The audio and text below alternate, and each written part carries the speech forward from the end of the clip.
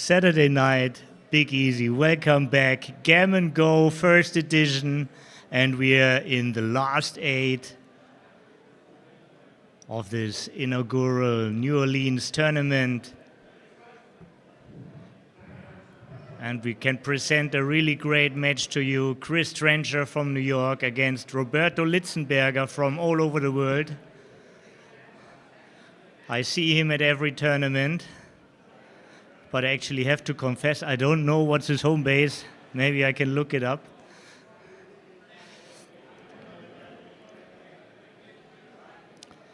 Give me a second. We are friends.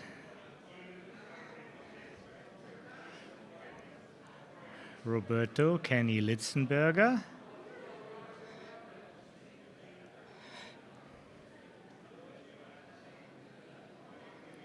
Of course, Charlottesville. Roberto from Charlottesville. There's also a tournament, a small and cozy one. I wanted to visit this year. It didn't happen, but maybe I'm able to do it. Next one.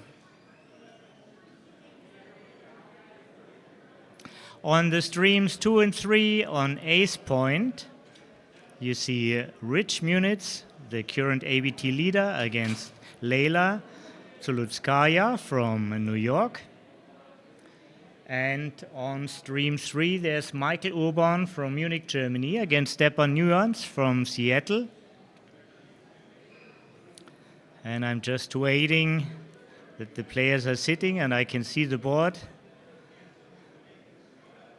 I see already 14 people are watching. When you come to the stream, please say hello in the chat. Makes it a little bit easier for me to cater to you. I have usually people sitting behind me also. Here's a live audience. But right at the moment, everybody is at their table. So as soon as the first matches are done, consolation, last chances going on, a couple of side events, Super Jackpot Masters. Whenever people are ready with their match, they will gather here in this room and watch it on the big screen together with me. Yeah, what to say? This is a very unique city. It's a lovely venue. It's a cozy, chic, boutique hotel, pet-friendly. Hey, Mark, thank you very much for your feedback. Great that you're writing, great that you're here. And yeah, I enjoyed also a lot. I mean, this afternoon, I got hit by a hammer from jet lag and screen fatigue, talking for 4 hours straight. Most of the year I'm an introvert, but here at the microphone I have to talk. So, Michael Hott, hello. So, coming from my country, yeah, the time here is, I can tell you exactly, it's 23 past 8.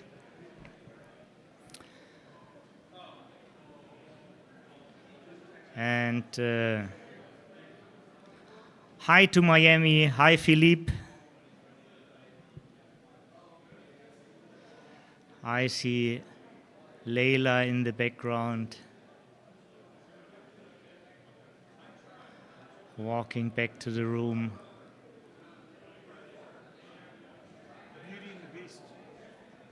The Beauty and the Beast. With me is Ken Bain from San Francisco, right? Area, okay. We met a couple of years ago in the US Open. You remember? When I jumped in for Shiva who started this tournament and then couldn't come. So the one and only tournament I directed in the US together with Phil Simborg, my friend. It's been a couple of years ago, was a great time.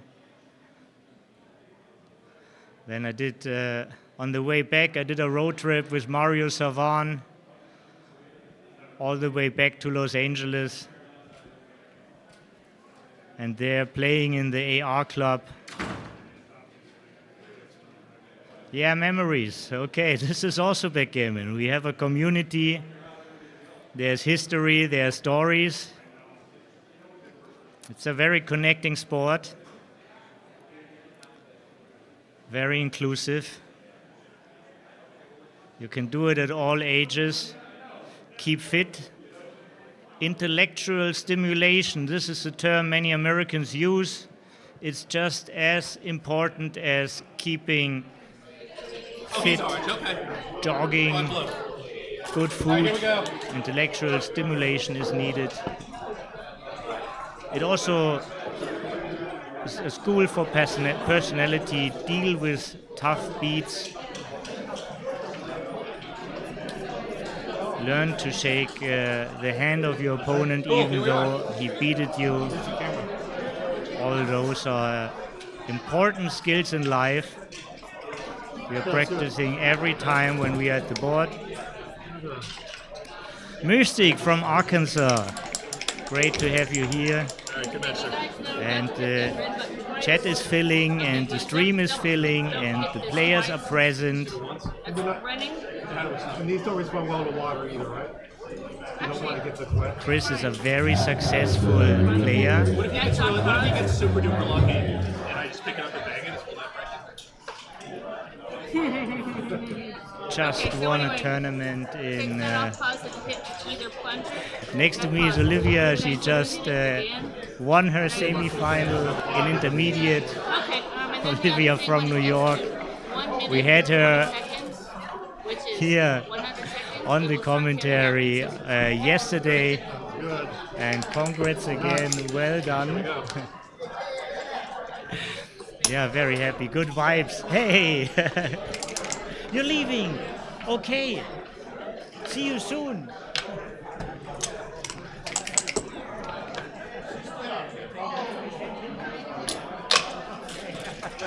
Take good care. Thank you. Bye. Wendy from Skokie is behind me. Her husband just left.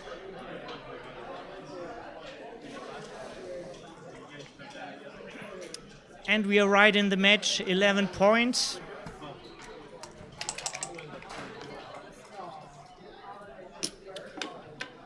For 2. Open match, if no hit, slightly better start for Chris.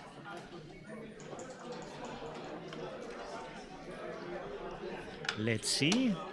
Hit makes a lot of sense because now half a roll is taken away and you need a full roll to make a point unless you roll a double.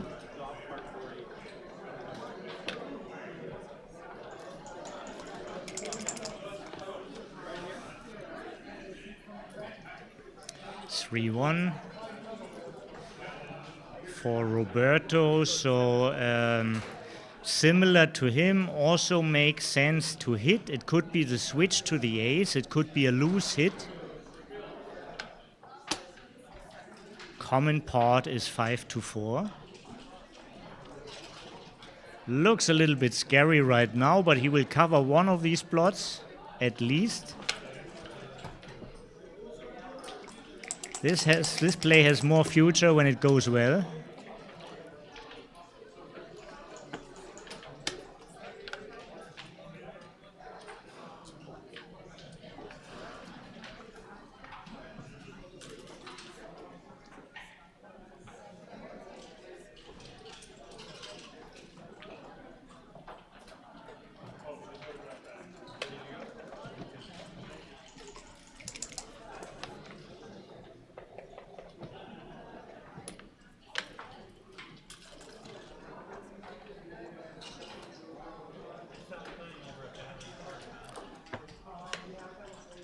Double 5.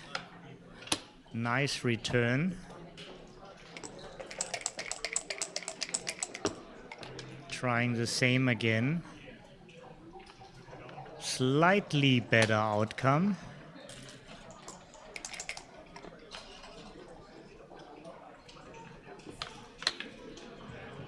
Two, 3.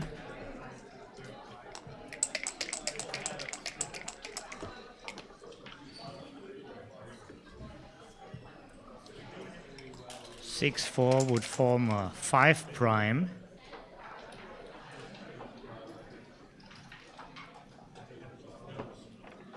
Double 6 is a very strong roll. Now only one more point is needed to win this game. 14 shots from the roof for Chris. Fortunate to make a direct 4. Able to be playing safe.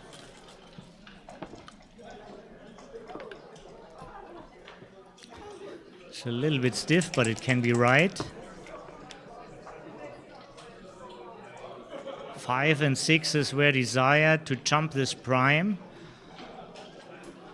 Only way to play this 4-3 safe is 8-1. Not really constructive.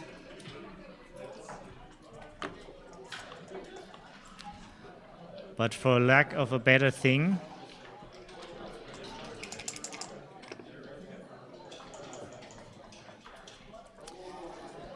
double 4 is extremely strong, even though he can't hold the full 5 prime.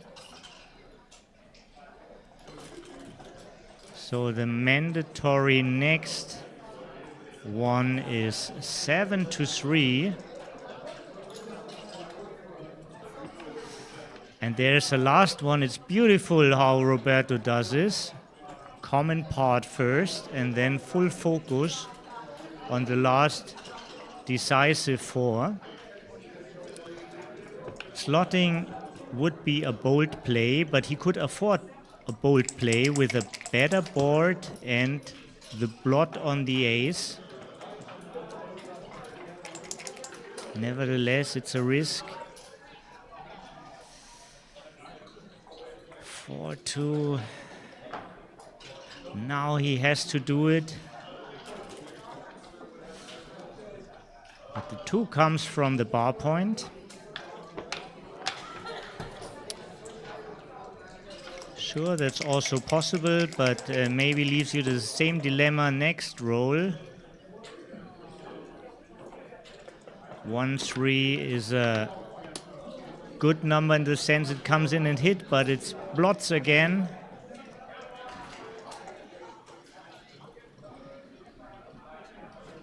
Six to 3 is a possible option. It's a kind of ace duplication again.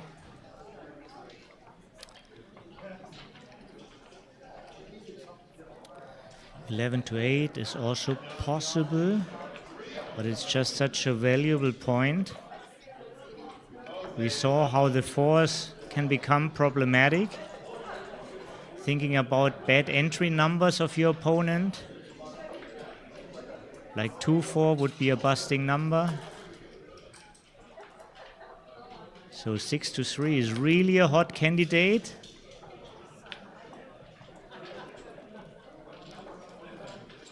What is a reasonable alternative? These are the questions from Chris. And he has a hard time to set up a reasonable alternative, so this is his play.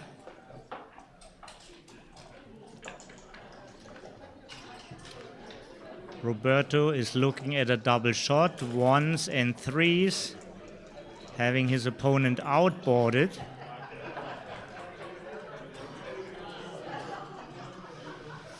It's certainly worth to think here, and this is what Roberto is doing. You can see how focused he is, how serious he takes his position. He's also fighting for world ranking points. He's in the top 5 of the world ranking.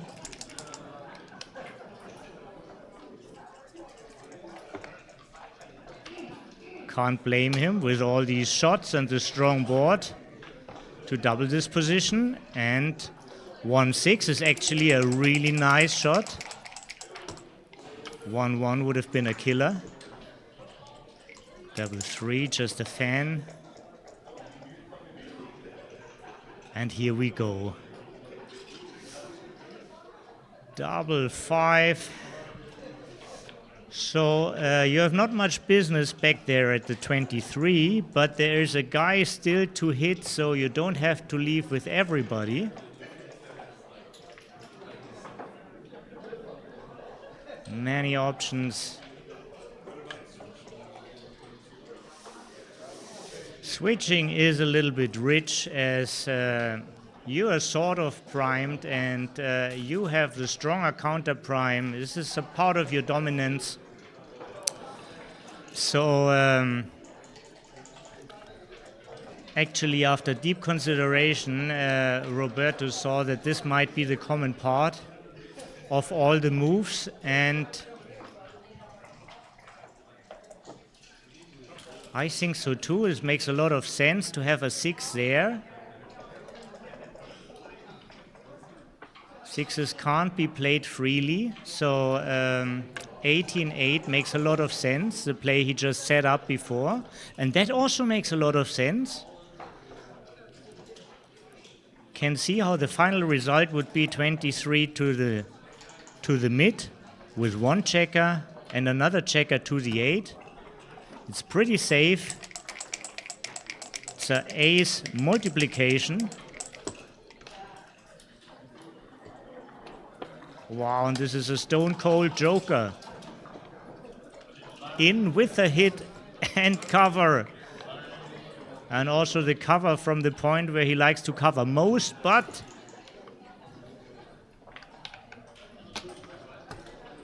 Roberto found a counter roll here. In and hit. Big swing on this one. Really big swing on this one.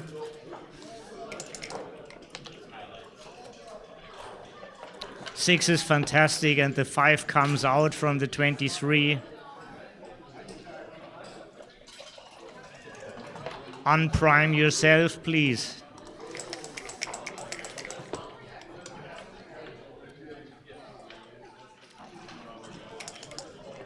Chris just recently won an ABT tournament.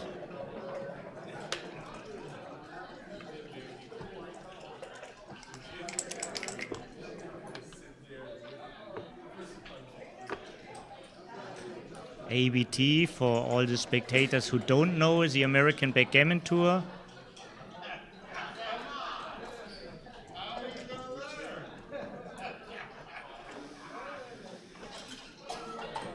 Well, there are 2 options now for the 4. And this is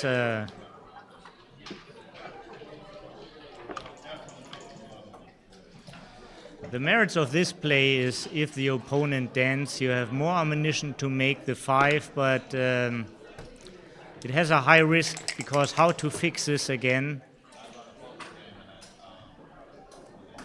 The midpoint is such a great outfield point, holding and controlling. Now it gives him a lot of flexibility the way he was able to clear it.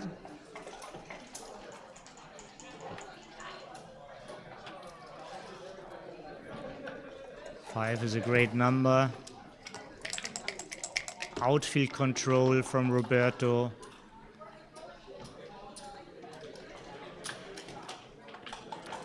And 3 options here. Jumping out, which would be very unusual, but 5 point is possible, which gives up the outfield, but makes such a strong home board and gives attacking chances or hit on the ace.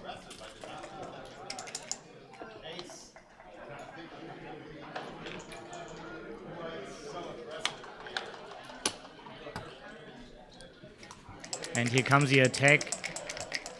Now the ace would be really big.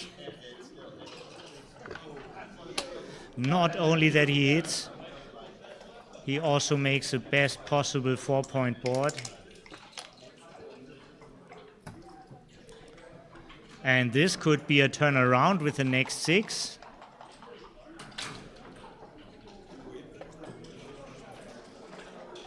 This is a very difficult and not trivial question. Carter is sitting behind me and has a lot of questions about the upcoming cube action. I'm not a computer. Let's see what Chris decides. Looks for sure that there's enough room for a take. Feels like this is the easier side.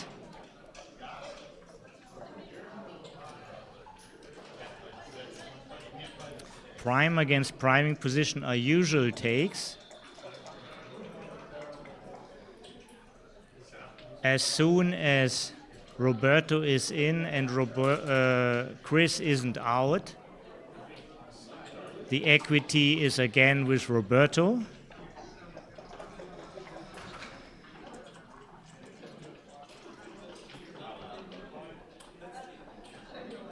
So this is a little bit confusing. It looks we have 2 Michael Urbans, one in the chat and one playing.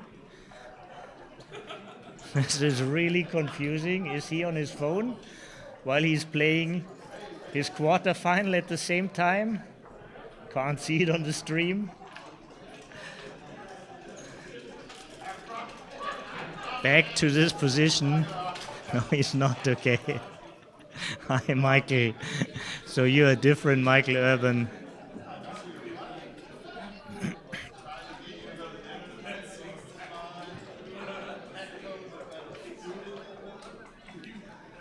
While the discussion is going on in this room here, not sure if it's about that game.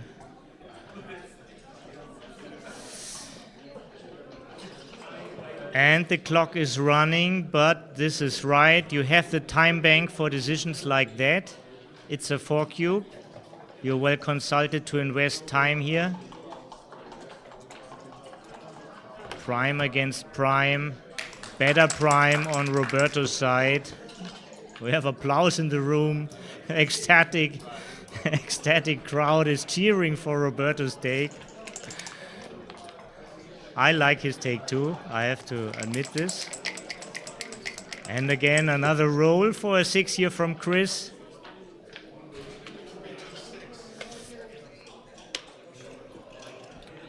Aiming to play safe.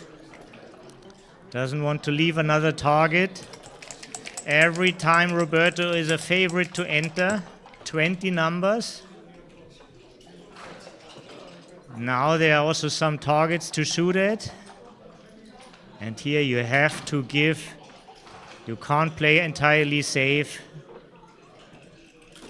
Giving up to. It is, of course, it's not forced. It's not forced to leave a shot, but the position is so much smoother when you play 11 to 6. Yeah, famous Ray Fogelund. We just discussed this a couple of times today. The quote. He has a special voice to it when he's announcing this kind of shot, but nevertheless also 1-3 is nice. Now more blots are coming up eventually. Could be a hit and continue to the 5. Having a lot of builders to prepare for the next point. Moderate risk. Like 9. Almost. Let's see.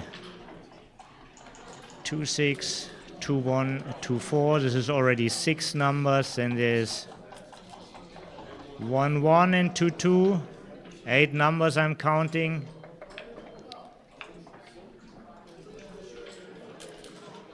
But this is the easiest way to improve your position.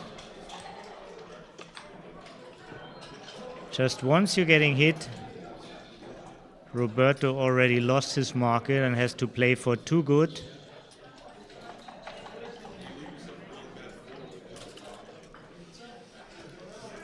The 6-4 is still great, and if Roberto dances, the 1-4 is also nice.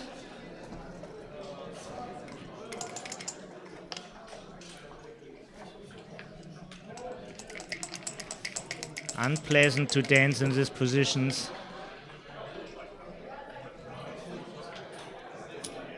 And now Chris took a risk, and here he gets a reward.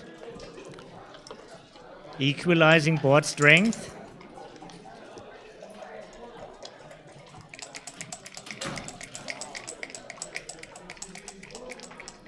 No 6 under ace, and the favorite changes again. And if nobody rolls their number, oh, in for sure, and out gives him the ability to float the outfield, to spread all these 3 checkers. Most likely outcome is that Chris doesn't roll a 6 himself, so you're way better off like that. In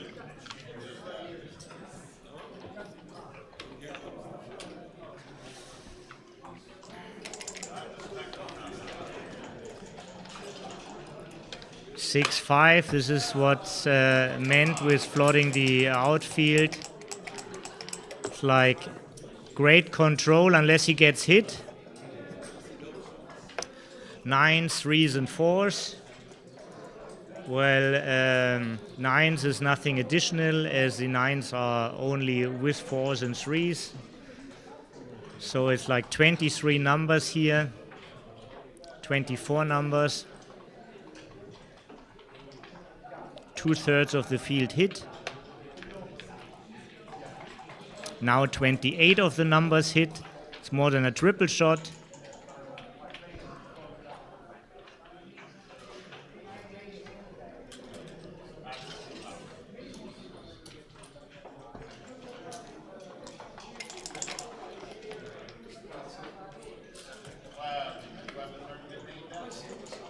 Three and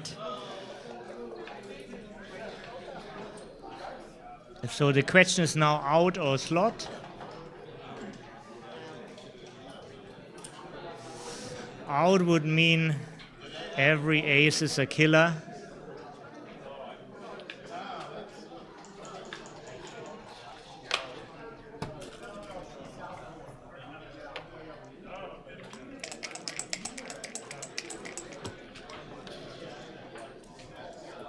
Those are always difficult decisions.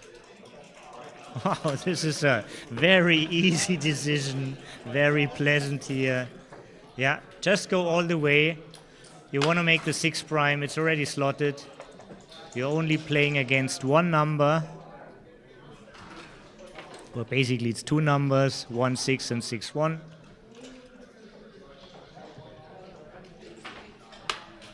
And good thinking, Roberto.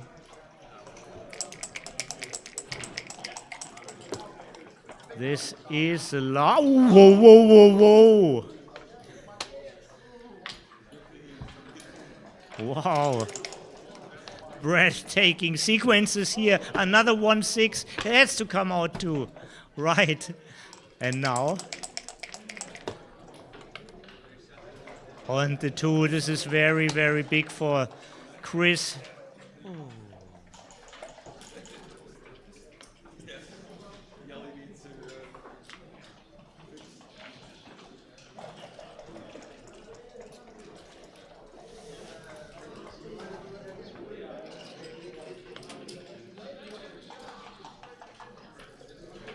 Yeah. But maybe she will look for you then again. Yeah. Okay, and back to this game. The 3 was just a minor problem. Well, one idea behind is how to play 5-4.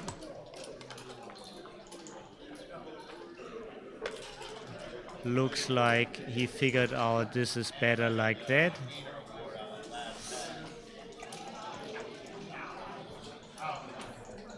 What's the key to this?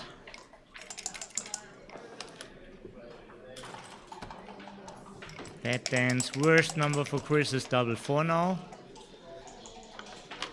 2-1 is a great number. Not a joker because the equity was already on his side. A real joker was a 1-6. And now Chris rolls on for the gammon.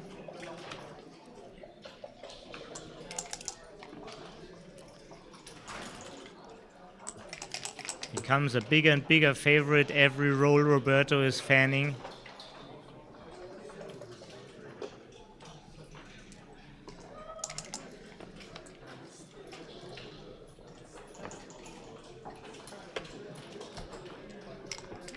Yeah, amazing stuff we are witnessing here.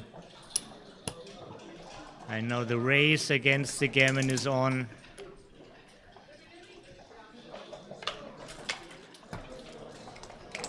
Don't want to make points, do as many crossover as possible. Make big doubles efficient. This number certainly helps. The guy from the 18 goes to the 6.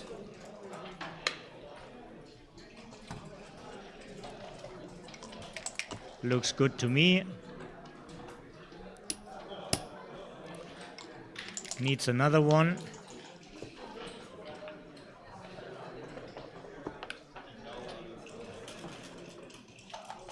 Two is nice.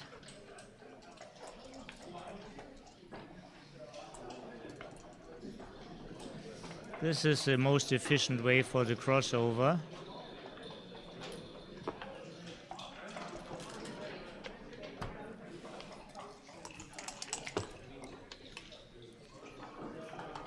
I like the technique from Roberto. 4-1, so potentially bet 2s, which would give Roberto extra time. For 3, quite a poor roll, only 1 crossover.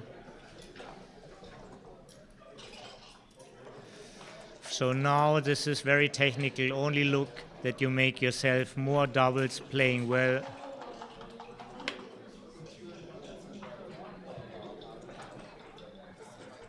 Easy to make double 5 good, but doesn't get the double 4s. Probably anyhow, or at least we both missed how. And a pause. Wow, what a big swing. 3 away, 11 away. Very low take point now for Roberto. 3 away, 9 away is like 17%, so this is under 15. He can take almost everything if it's not a dead cube. And he can basically double as soon as he's a favorite and sees any kind of gammons.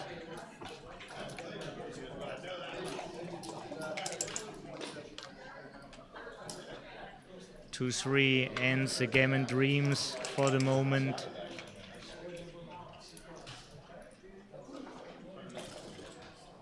5-1, a miss. Something to shoot at. Hope rising.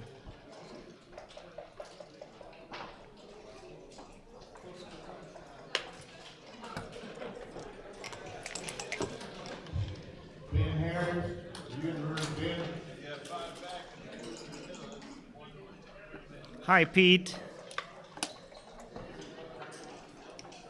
Please come all up to the chat and say hello. That's good for the community. Good to realize who's all here and in the backgammon fever.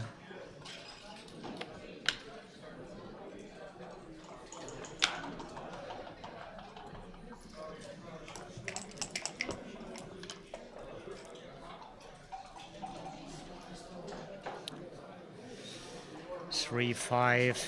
This is a used roll.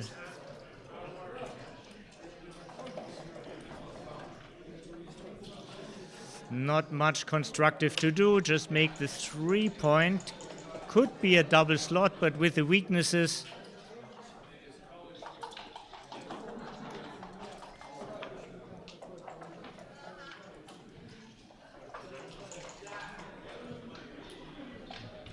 Irina, you moved here. You didn't want to be in the camera?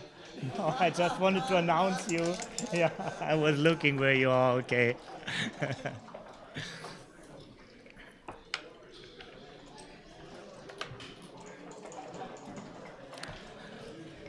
5-6. Nice slot here. You can allow yourself a lot of things. Can play really bold with all these blots.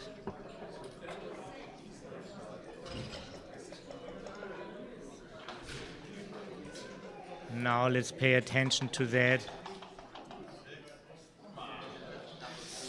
Well, sounds.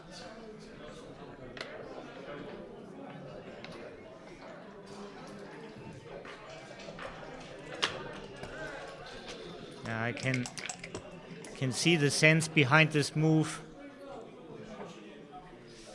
6-2 hits. But the hits come with a little risk. Roberto's now has forced to shoot it, and he should think about the cube. Well, with the anchor, there are not so many gammons involved. Becomes more and more loud here in the room. Hopefully we can stop this a little bit. Effie, my friend, can you... Yeah.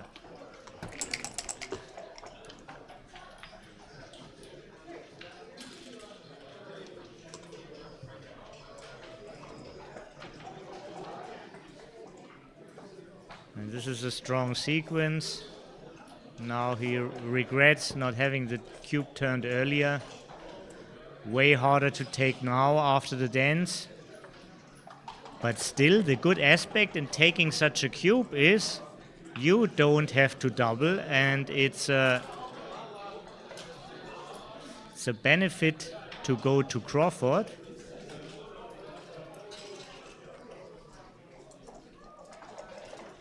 No matter what Roberto rolls, your favorite to enter Chris next time.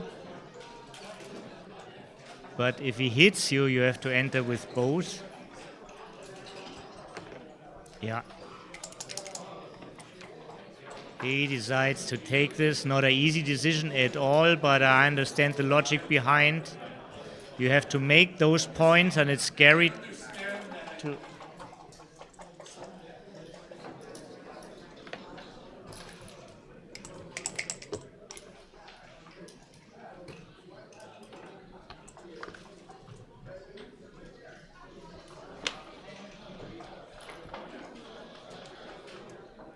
Chris has done this before. It's a bad roll, but it has to be played. And this is the way. Can't leave the anchor. He can't go from the mid, so he's just doing it.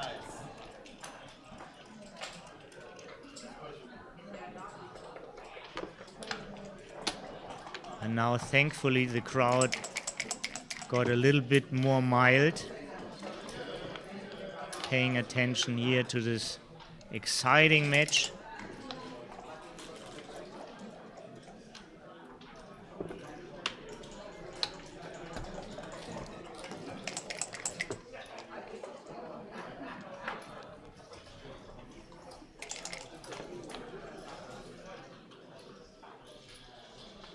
Six and 5. This is a good number. I'm sure Roberto has a great idea for that.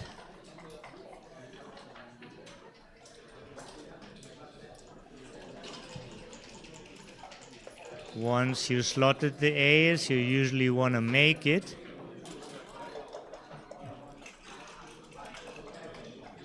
Just sees if anything speaks against it, and this is an unusual find. Now he has to recirculate.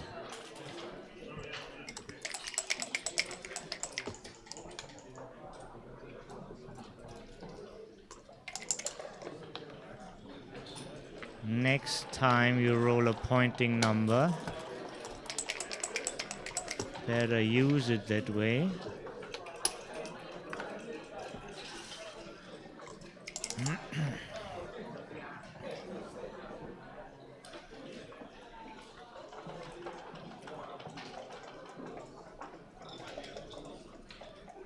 Roberto is happy about, Chris is happy about the second anchor.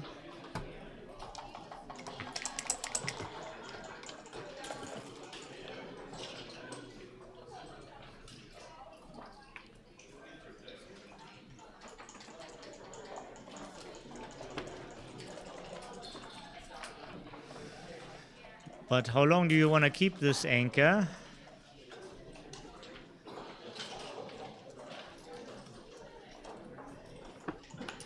Not for too long, he says.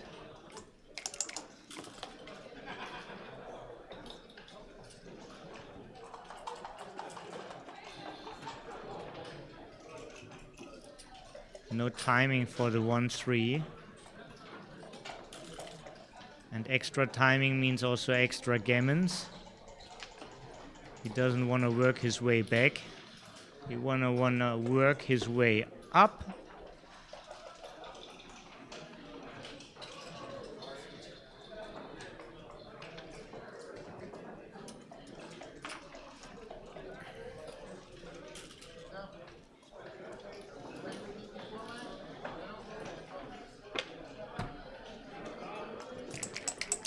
This is safer than it looks.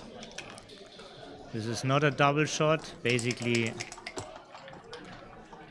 this is not really a shot at all. Oh, it is with double 6.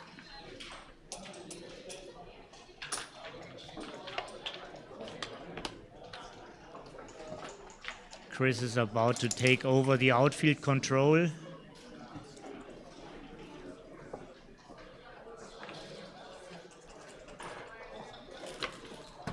The runner is there to run.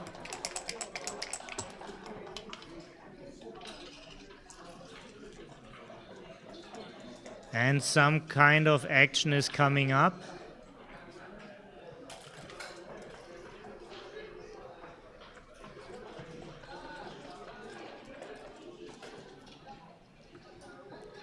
So no choice is a really great choice. Starting inboard points is an option. You could also make inboard points, but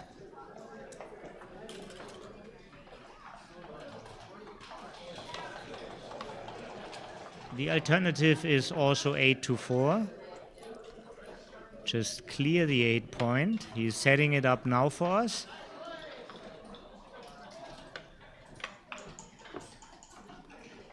Doesn't like to get hit, but he wants to increase his boards to be more active in the future. Well, that didn't work out.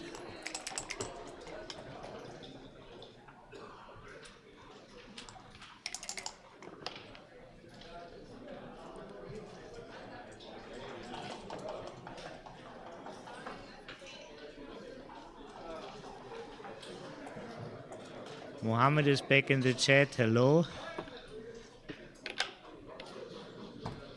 And this is a nice one. This is a nice one too. Again, the 1-6 becomes his signature number.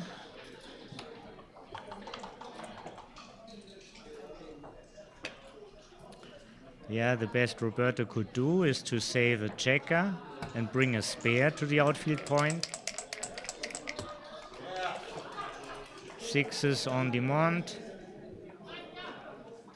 Not delivered. It is a hit, but there are a ton of blots.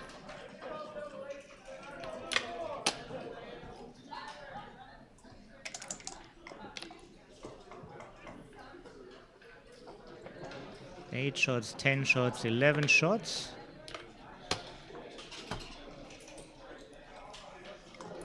Almost like a single shot, the indirects from the bar. And this is a welcome break for Roberto.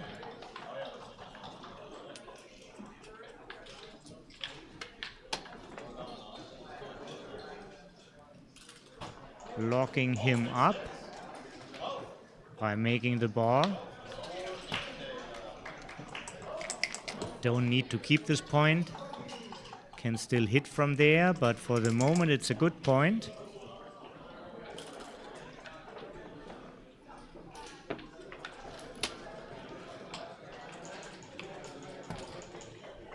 Maybe he gets a second chance to make the ace point.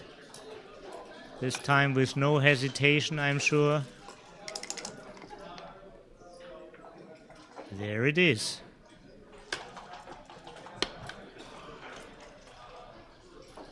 Whatever Roberto plays, it's a safe number because Chris has 2 checkers on the roof. This is not where the checker came from. It should go back from the 13 to the 14.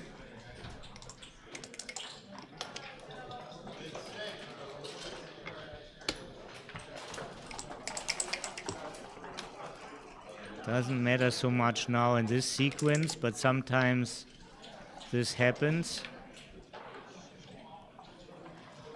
when moving a little bit sloppy. WBGF rules are responsible moves. Opponent can correct when he sees a mistake, but doesn't have to.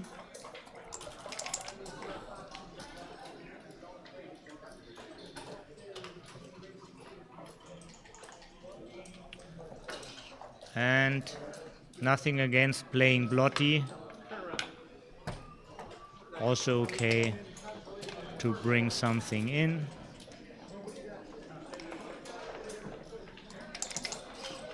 You want a quick bear in with a good distribution on the 6, 5 and 4 point.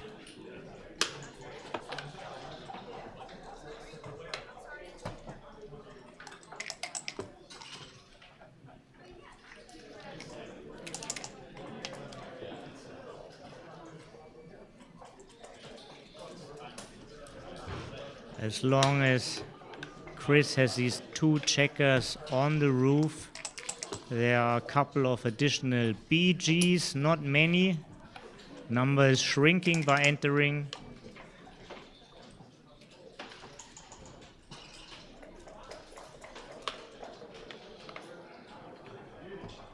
Everything safe except double 6.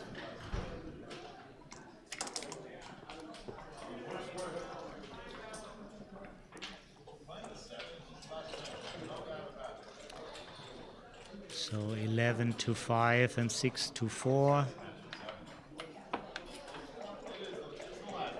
All numbers play great this way. Good distribution, super safe.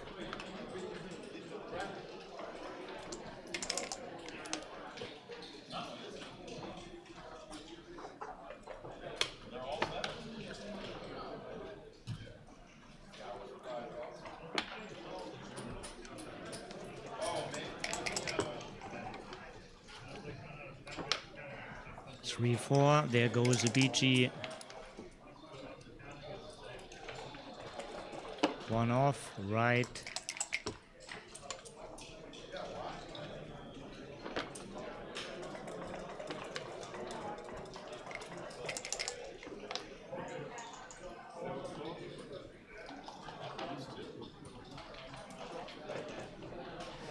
Against the 3 point, the 6 point wants to be cleared early, and in this particular position Roberto wins the most gammons by not being hit. Whatever is safe is also the most gammons.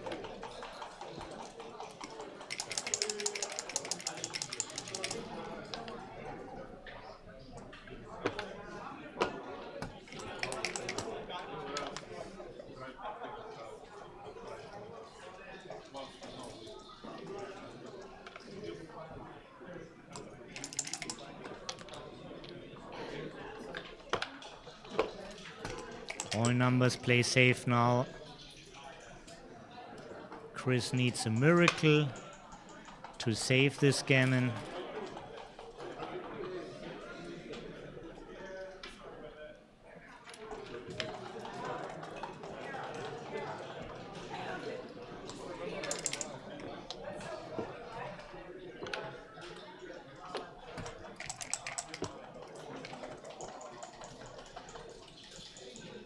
This closes the board, just in case Roberto rolls an ace.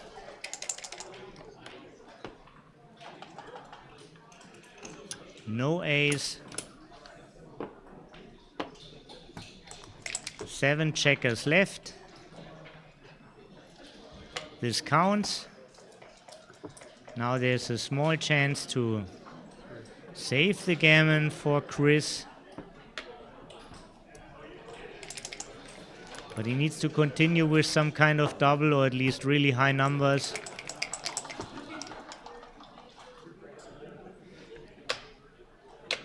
Making 2 crossover is great in this situation. 1 double more is needed, and they're not all equal. Needs one of the high ones. Double 5 is good, double 4 is not enough.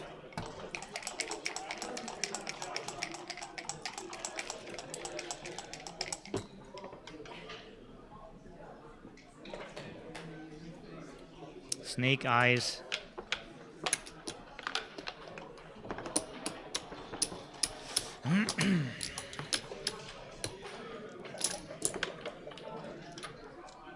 And we have a new score. 7 away, 3 away. Looks way more normal, this score. Most of us have experience with 7-point matches. I think it's like the most common online format. And this is just that one player went into the lead with 4 points in a 7-point match. Of course, it's a good lead, but we are way less desperate than before.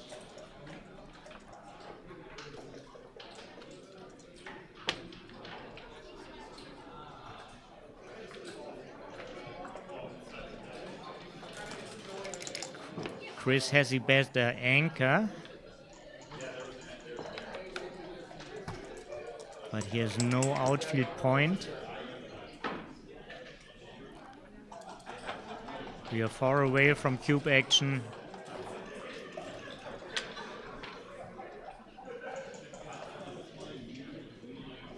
Doesn't like the moment for experiments. The position is flexible enough. And the hit initiates too many swings against us, so 13-5 was the right recipe.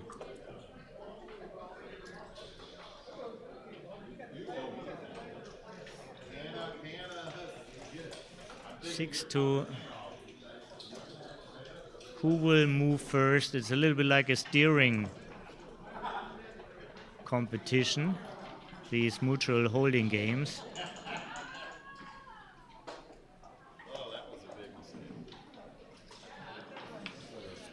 No constructive 6-2. It's a kind of 3 duplication if Roberto runs from the 23 in the outfield.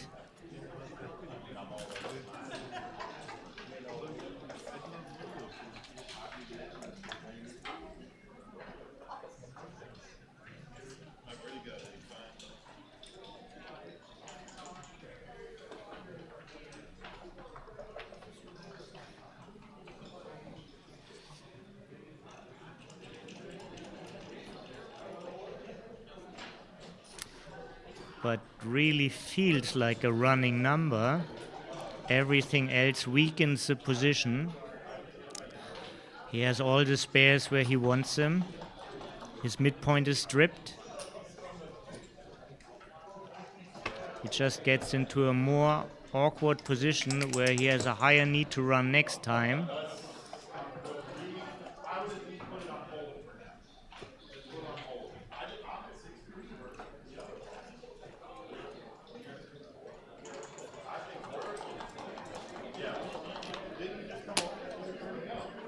And against one checker, often right to hit. There's an incentive. This is the other checker in the outfield in case Roberto dances.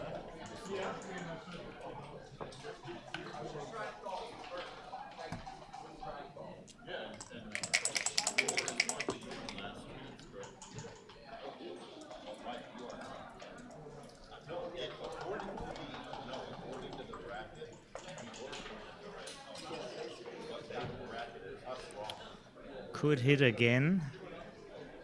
What else?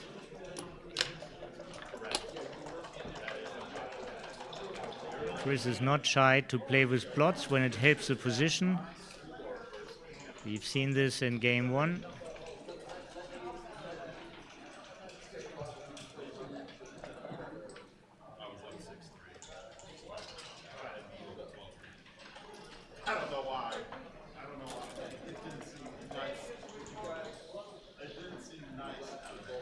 Ingrid Amaya says, go grandpa.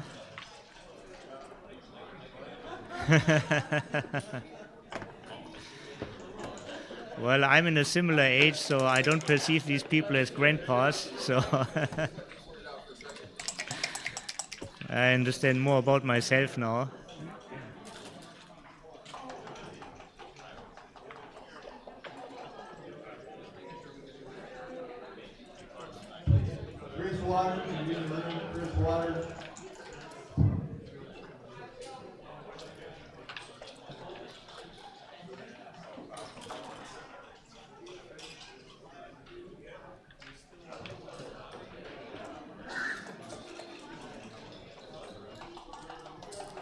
This is a moment for this play.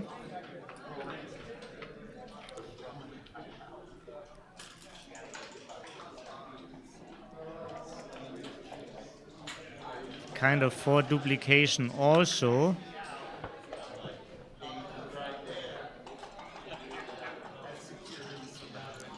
It's hardly to imagine that it's safer the next time to run out from the anchor. Do the scary stuff while your opponent is on the bar.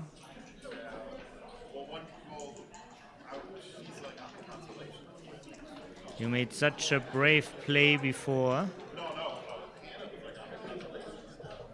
And now you don't want to leave the anchor.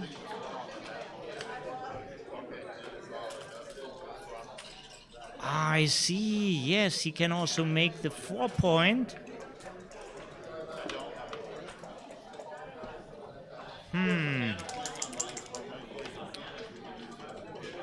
Not an easy decision.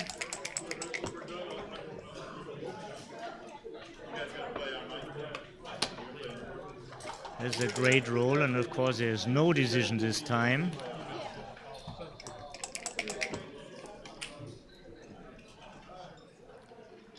Lucky to survive this. For the moment, no point is made on the 4. It's only a loose hit. 4 would be very, very big. Ace is a consolation prize, but it's a prize.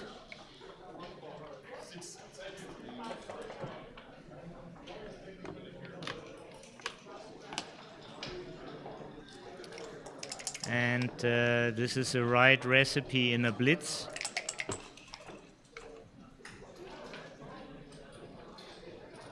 Chris rolled his worst, didn't really destroy his position. Just costed him a little bit of equity. Roberto needs the same number. There's a 4. Sorry? I want a double 4 ball. Oh, it was like the super streak. Those players know each other very well. I prefer not in the middle of a match. Thank you.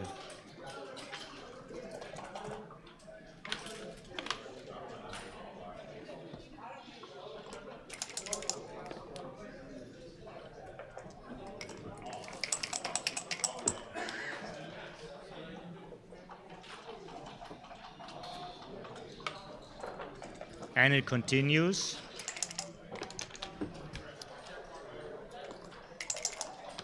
This could be the end of the match.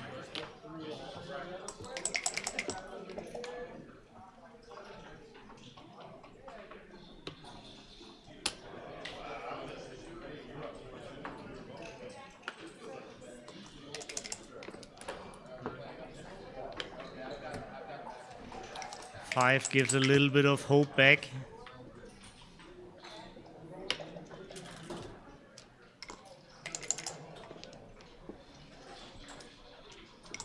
Some awkward numbers. 6-4, 6-5. 3 big doubles would leave shots. This is all history now. The 5 is desired. 4 bad numbers now. 5-1, 6-1, 1-5. 1-6. All this is history now. No bad numbers at all. Just get in and get them around.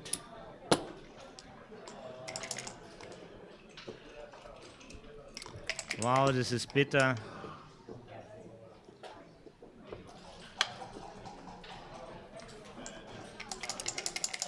And now dancing becomes the only hope, basically.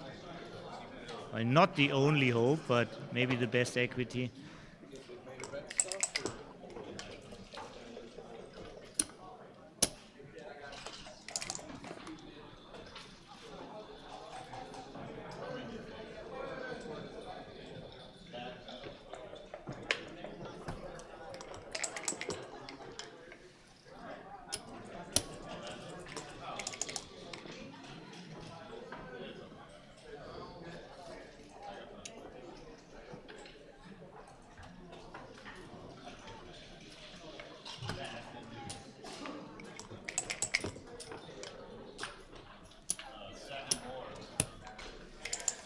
Yes, and we have a winner in this match.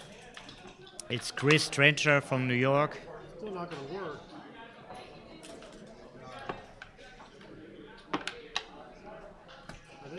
Yeah, there's no way to save this game. And handshake here.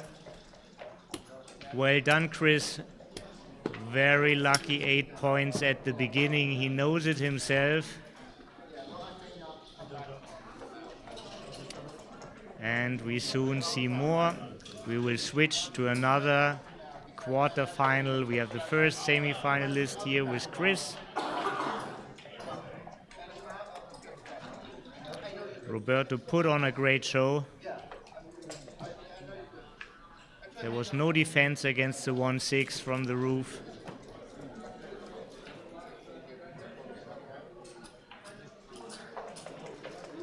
And here we see again, 2 New Yorkers. Leila, who is working for the United Nations. Rich, who is in the executive board from the USBGF.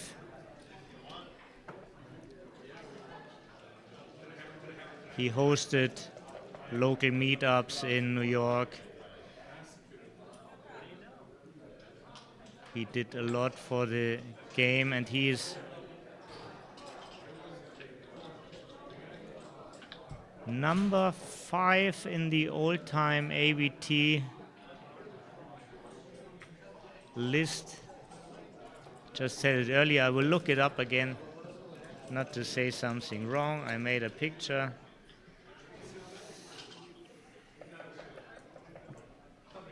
Right in the eternal ABT list, he is number 5 behind Neil Kazaros, who 7 times won the ABT, Ray Fogelund, Ed O'Loughlin, John O'Hagan.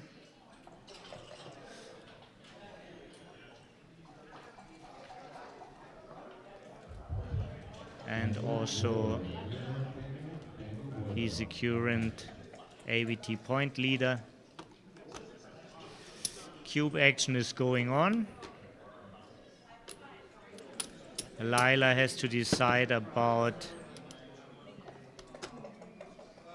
the take.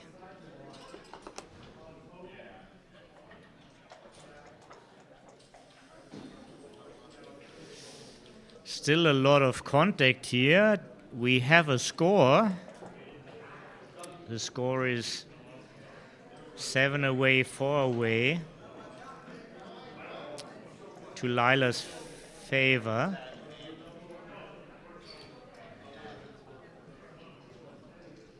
It's very hard for her to turn the cube with this score, but it's nice to make 2 points. Here we see a take. Still favorite to come in. No other blots around.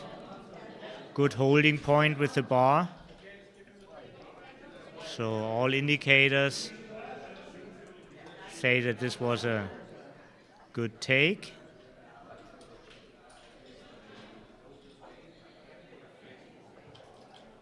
4-6. In and possibly out. Best positioning of her checkers. This was the key position when I redoubled him to I just saw Leila 2 weeks ago in Armenia, the first Armenian Open. Leila, sorry for my pronunciation. I get corrected from the back.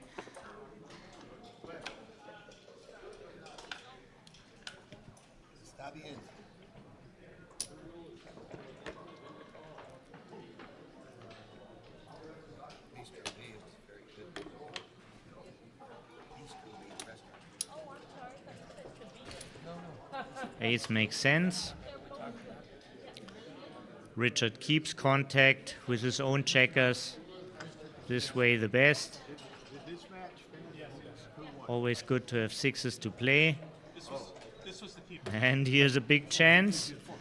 9 bet numbers for Richard. 27 entries. 14 hits in the infield. A couple of more hitting on the ace. I eventually filled in, brought all the guys. One is great news. He had And the 5. spread these guys. He spread. No, he never redoubled. 5 is an unpleasant number.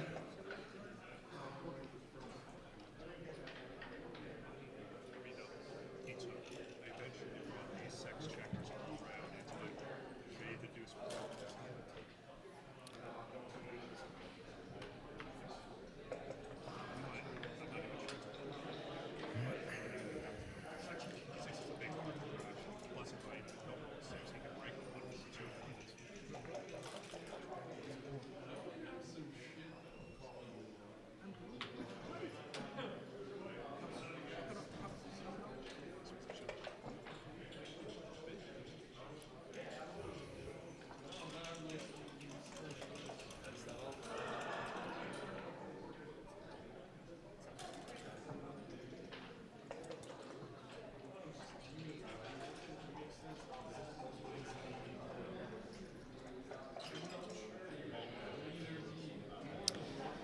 Six one. The pre-roll goal was to hit on the 4.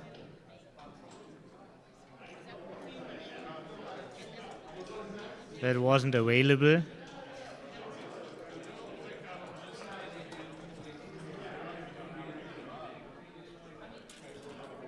Now Richard will again try to attack. This time it is possible.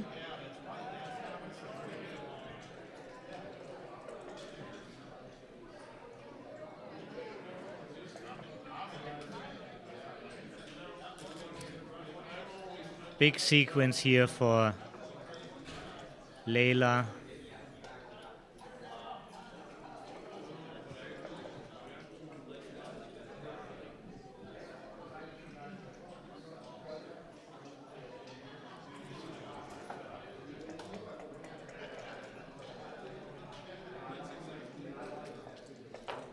Yeah, better had to have 3 blots around than 4. Just in case.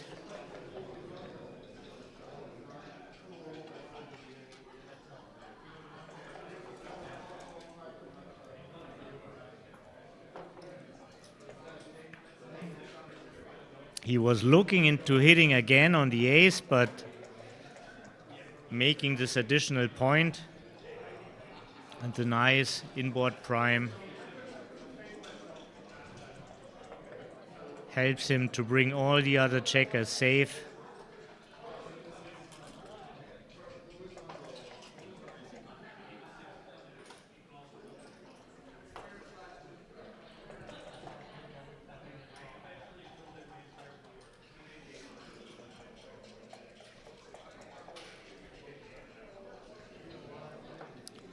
(15-13) makes a little bit sense.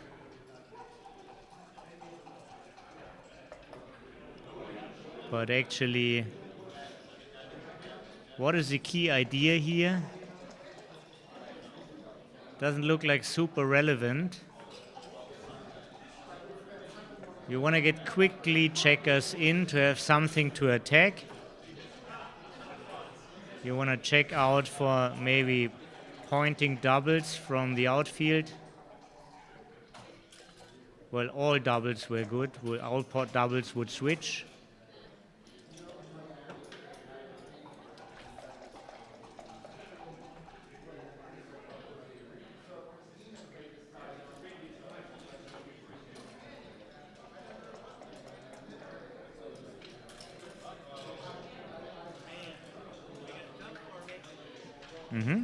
And the 6 goes in. These are the most closing numbers then.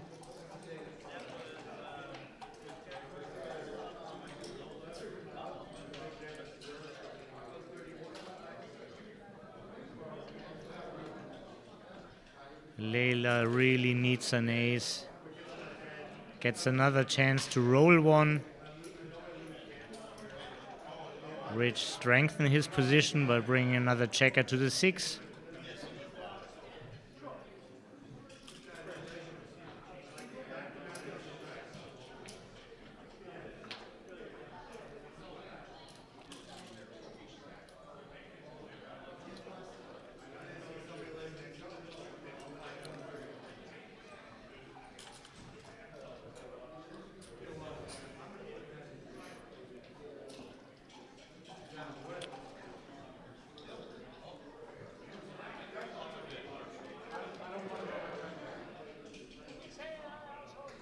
The 9-away checker was pretty safe.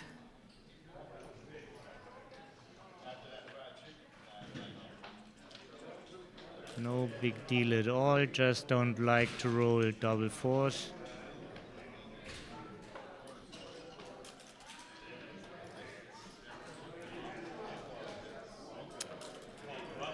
Could be a little bit greedy here in these positions with 3 checkers on the roof.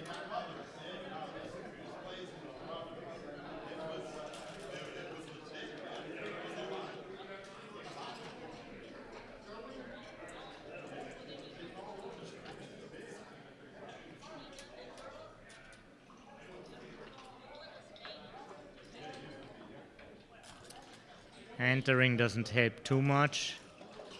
At least no more worries about the BGs.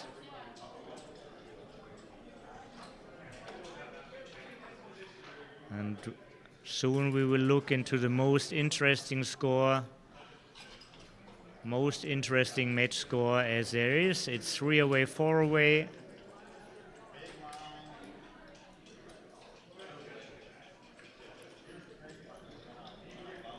A million things to say about this score, but we can talk about it when it comes up.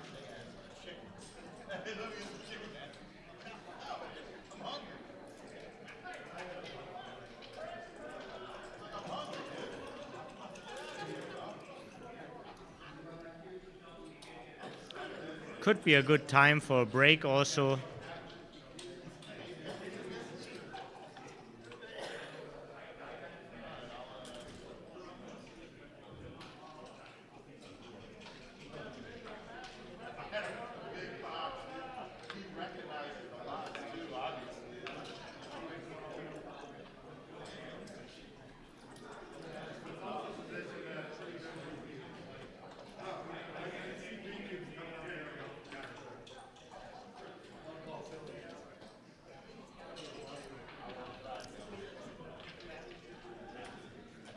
Leila is always super stylish.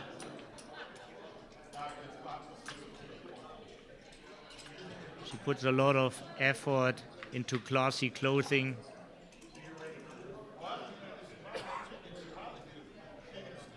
And good idea to take a break now, and we are back any moment.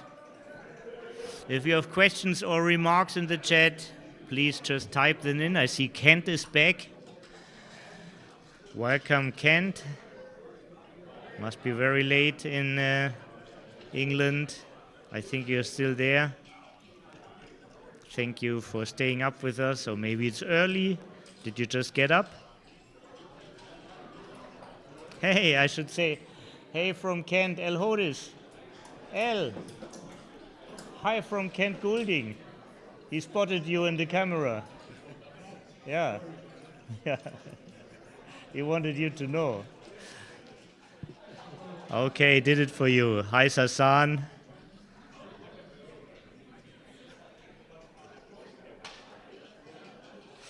Yeah, there are a million stories when you watch these games going, and you get reminded on the feelings when you see these positions coming up.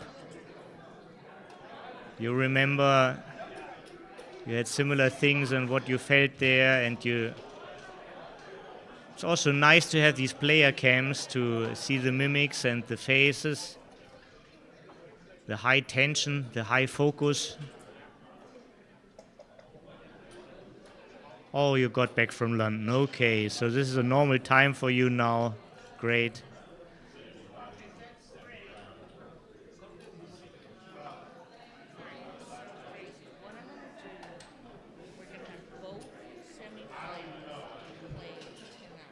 Mm-hmm.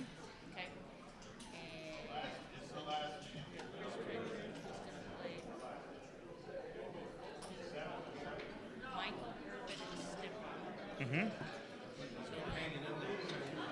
We have Neil Kazaros, who's playing Kolotov right now off stream. Mm-hmm. Who's going to play, the winner of his match plays the winner of Rich and Leila. Mm-hmm. Okay? Okay, so that's our plan. This is our plan, okay.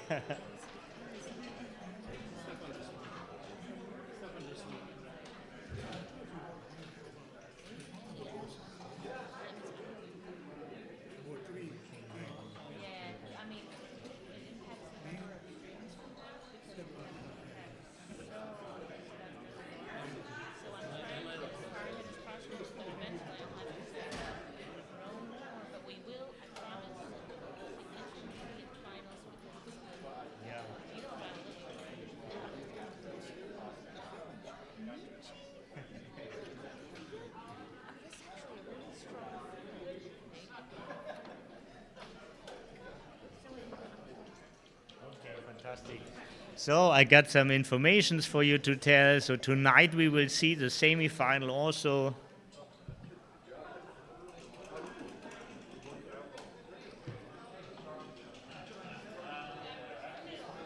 Both semi-finals will be streamed. Hope many people stay with us here. It's gonna be exciting later on also.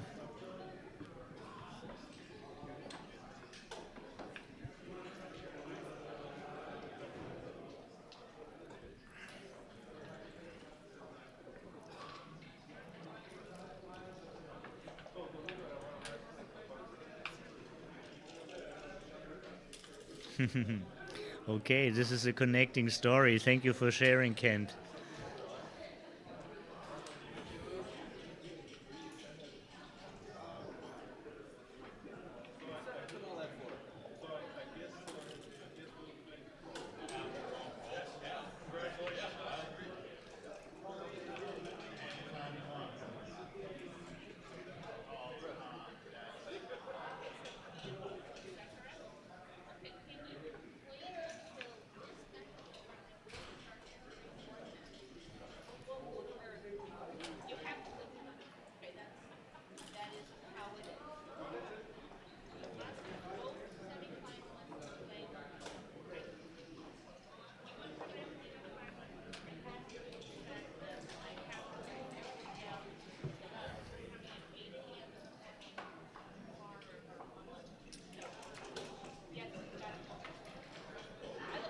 That's a nice one.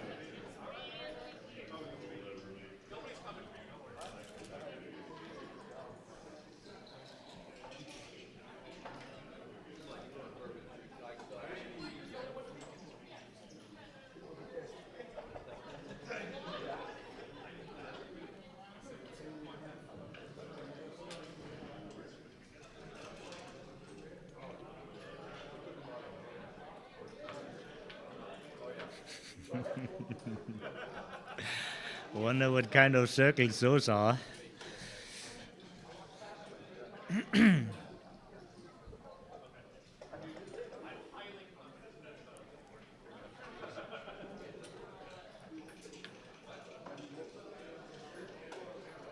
It's a good way to advance the position and maybe an additional inboard point.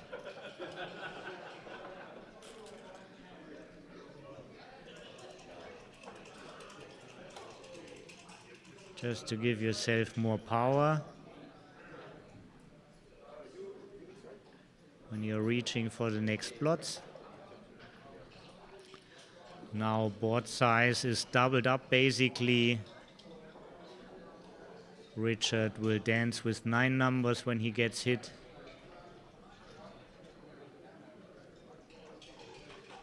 Leila is facing only 1 dancing number when she's on the roof.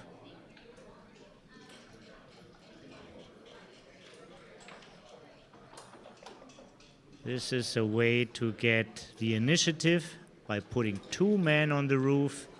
You might be able to steal a full roll.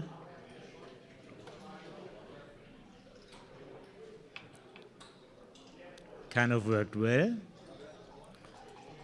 That's a serious improvement in his position.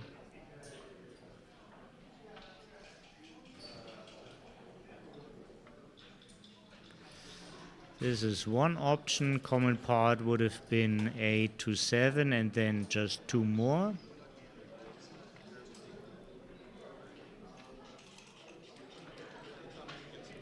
The blot on the ace gave Leila a little bit of freedom.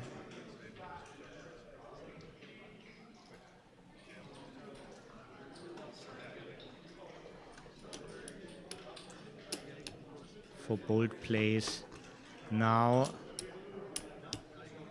board strength is equalized.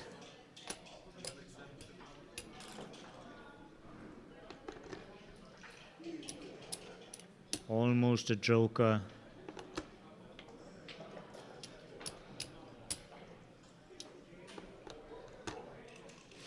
Yeah, are there other serious candidates? Yes, 13-6 is one.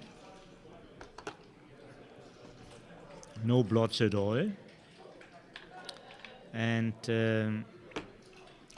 Leila has 3 strip points. She is happy to have a target to hit.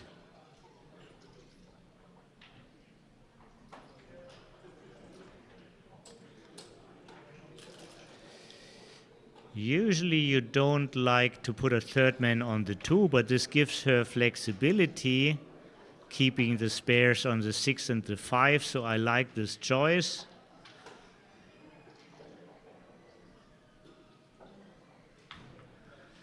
Good thinking, quick understanding of the position.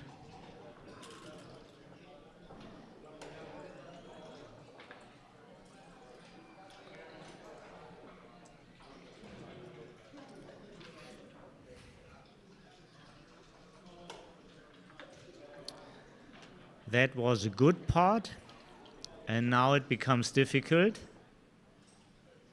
It's possible to make that point.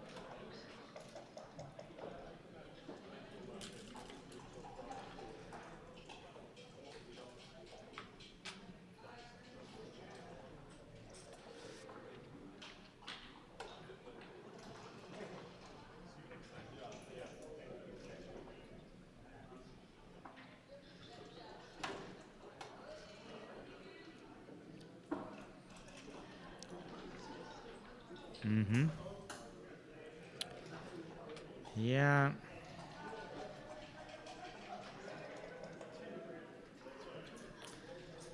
This roll does none of the things from the wish list.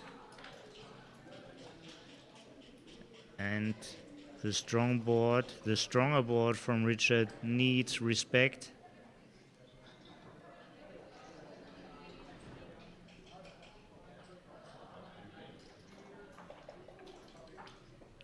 Yeah, as much as she would love to play flexible,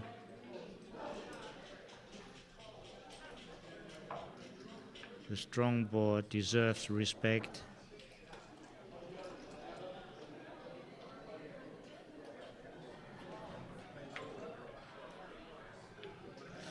And now think about some sixes might be unpleasant.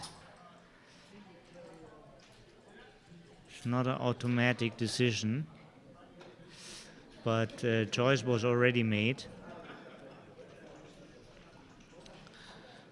Common part in this position is the 5 and then C.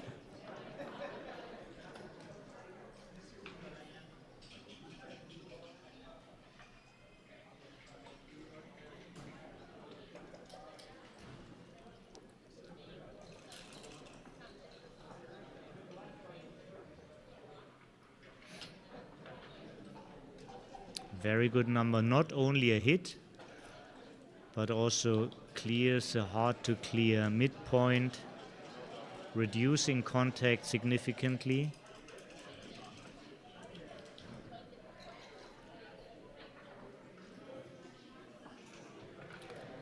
For 5 now, board strength has to be increased. Only constructive thing left there to do.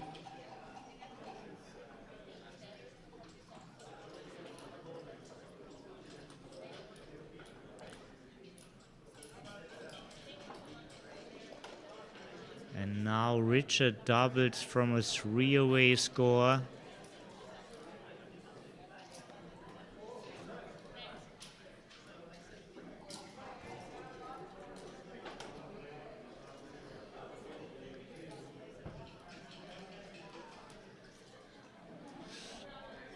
Leila gives us a pass, and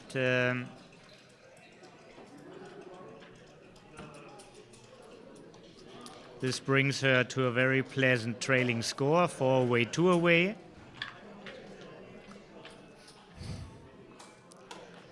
Now she has the highest gammon reward possible. The gammon price just doubled up to 100% from regular positions.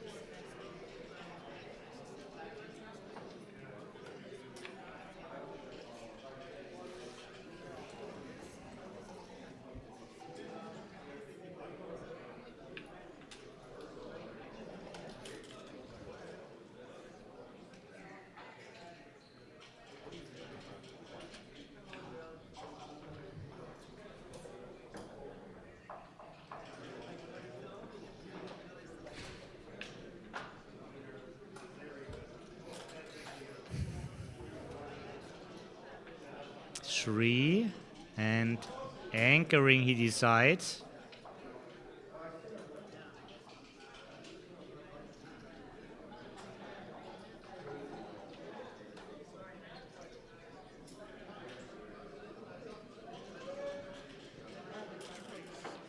I made the choice, but you can overrule me all you want to. So, Neil Kazaros won with Molotov. That was the match that was off the street. So he will play the winner of Rich and Leila. I think this is a very exciting. This match finished, or is still going, until Chris and Stefan take us to the stream at 1. I can reverse that. You make decisions whatever you want. And once again, what did you choose? I told Chris that they had to wait Yeah. until Rich, Leila were done. I wanted to say you can't reverse that and winner of this match and put it on 1. Whatever I think both pairings are really interesting. I have no objections or whatever. Yeah. Yeah, whatever you decide is really fine for me. Fantastic. One-on-one, Okay. and then Neil versus the winner of this Yeah. one, too.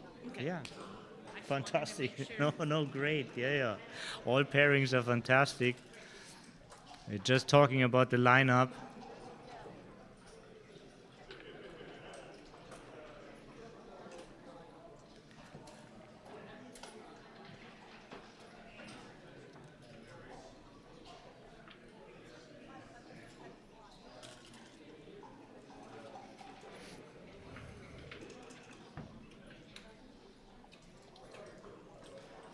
Good strong move from Richard.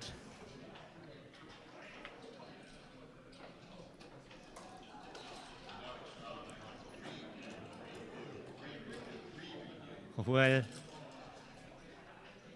he needs over 80% to double, and if he wins active gammons, he shouldn't double at all. So much about this position.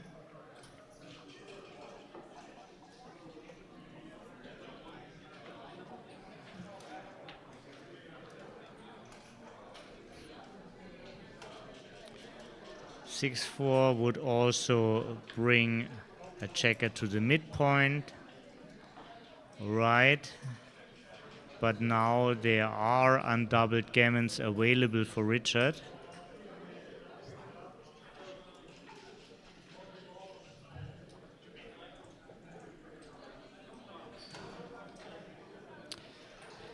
There's one play she hasn't considered, which is going out to the 17 and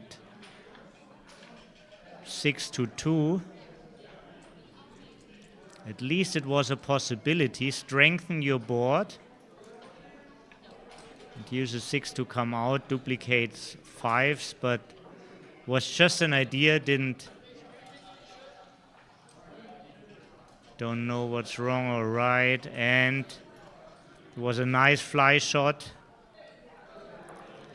There is another checker. It could result in gammons.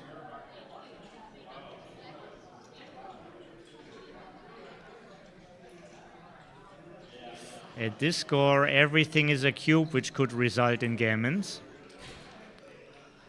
But the 5 anchor is a good insurance. And it's not clear at all that Leila managed to cover.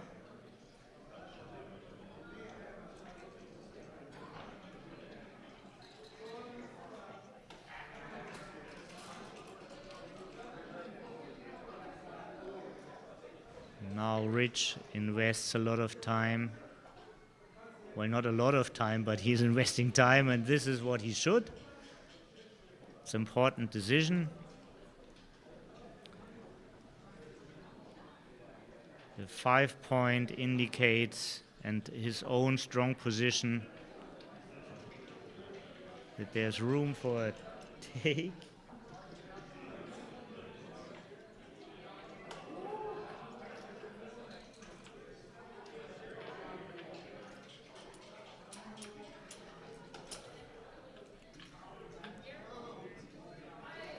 Matt's dog was visiting, sending positive vibes to me and the chat.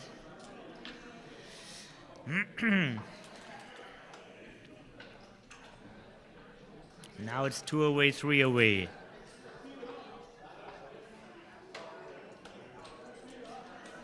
Gammon price went down. Thank you, Leila, for putting the checkers on the roof like that, so we are all informed how many they are.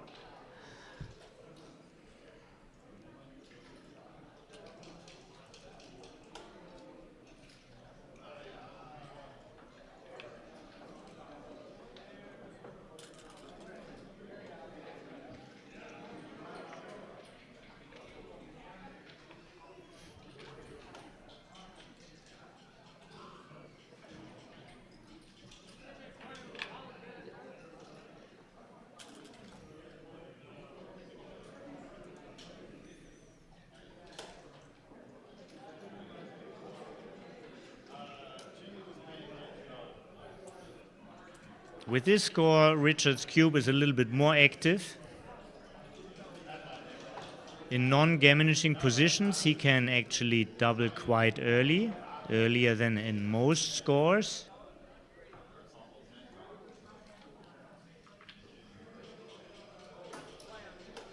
Leila's take point is 25%.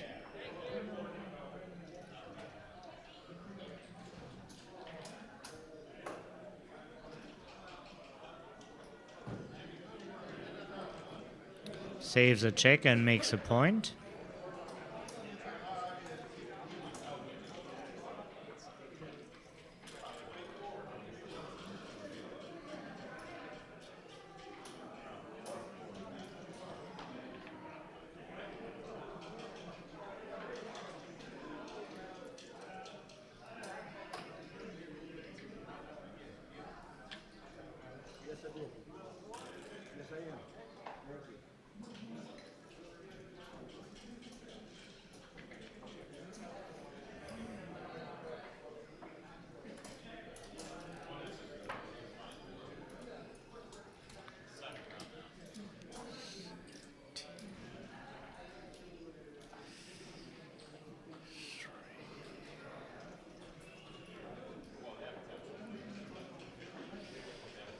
Five pips up.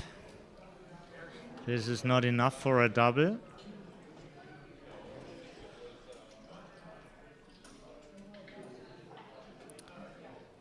Leila can double quite early, but 5 pips is just not enough.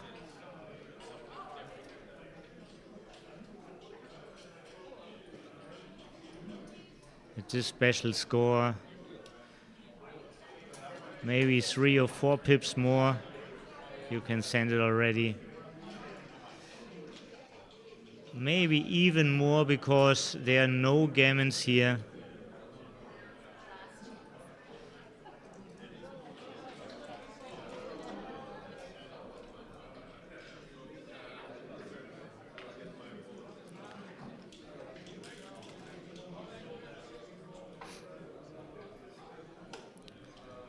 This is a perfect number for Richard.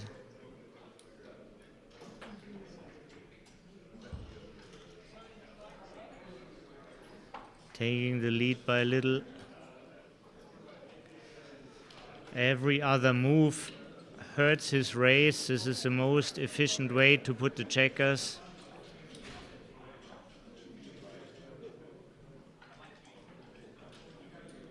Great distribution. Lesser wastage.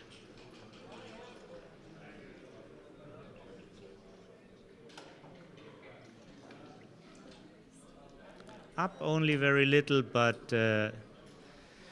still up. And every other move would give him a weaker distribution. His advantage is also having less wastage.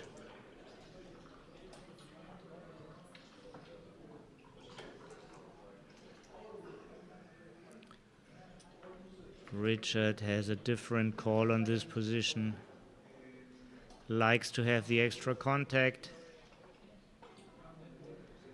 And of course, the decision is always up to the player.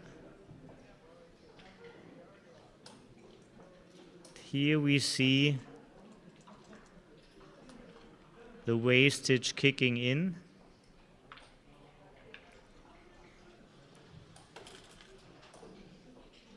Now, all irrelevant.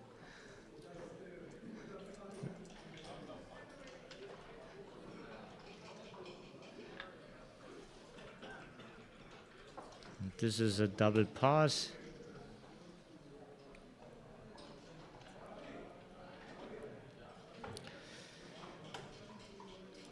This kind of procedure helps a little bit to slow down the process, just to force yourself into thinking by taking a picture of every cube action. I think it's not a bad idea at all. You discipline yourself not to do insta passes, but She knew about the race already. There were enough time to count it, and after double 5 and double 6, the equity went down the drain. Crawford.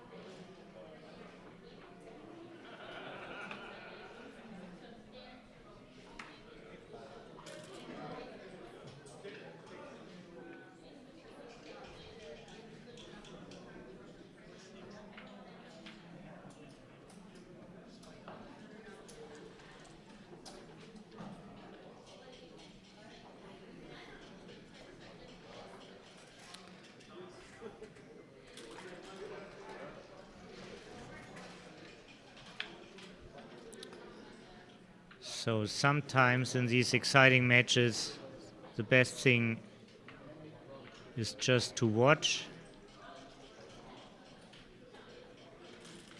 You see yourself what's going on. Don't need me to announce the numbers. Soon as there's a harder decision, I try to point it out for you.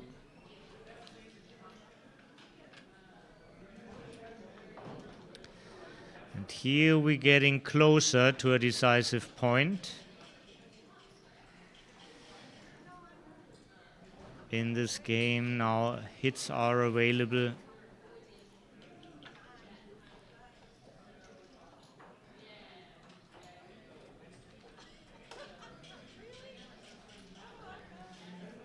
Richard has a very stripped position.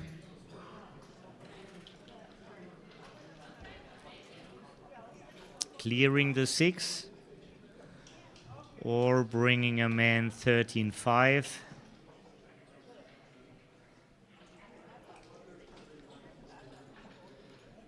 $13.5 might be the right idea.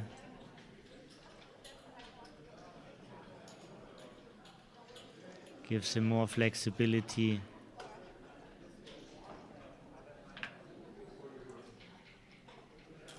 And now, big roll coming up. 1-6, nice shot, didn't hit, but enters and gives him full flexibility all the way.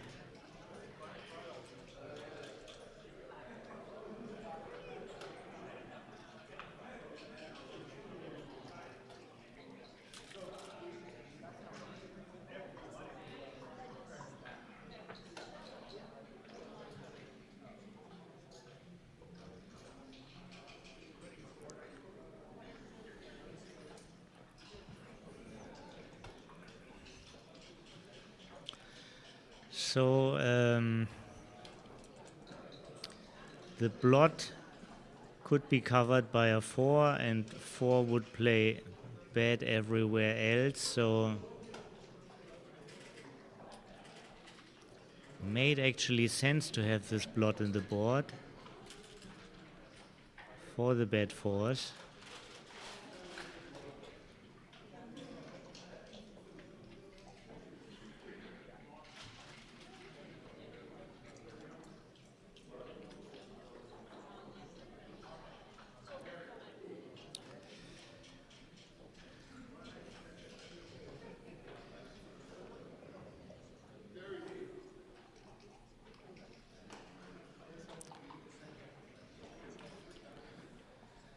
Nothing available what you want to do. So what do you do?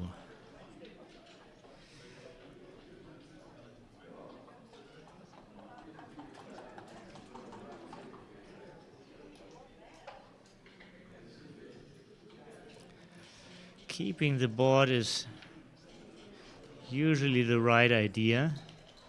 Let's look for an alternative to make a choice.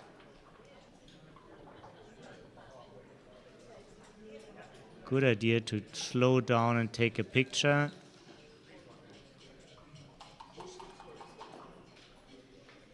Leila has a ton of time on her time bank.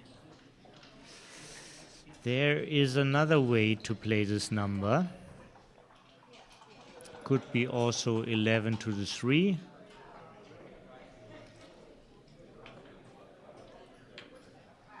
Now she gets shots, but her board is less fierce than before.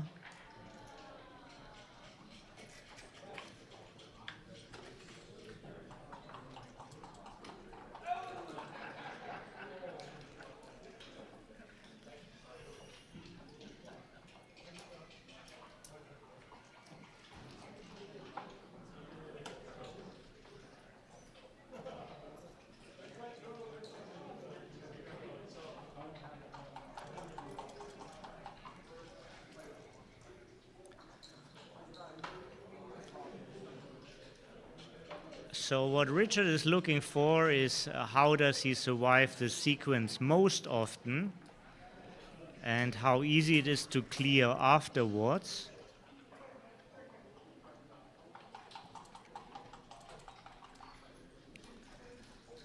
So first probably he's counting the hitting numbers from Leila to see his risk.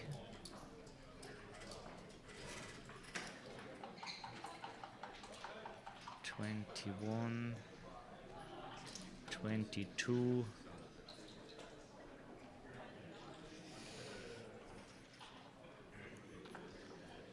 $24.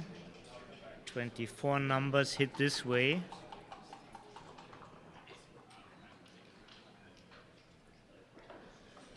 Only 4 numbers, actually 5 numbers. 7 numbers hit and close. So now let's compare it with another situation.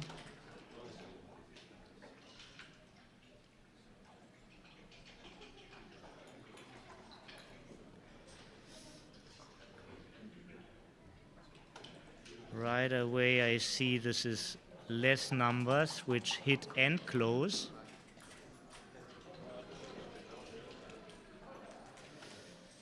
And hitting is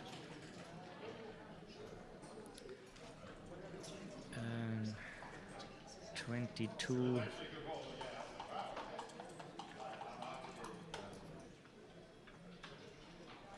This is more hitting numbers the other way, but this is more hitting and closing numbers. Would have been a hit anyway.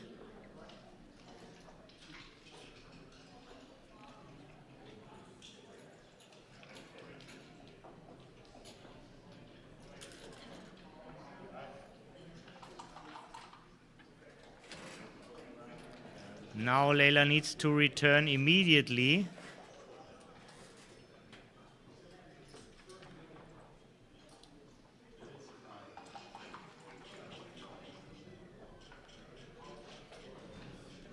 Four, 6, this looks like the right idea. Well, cuts also a little bit of contact.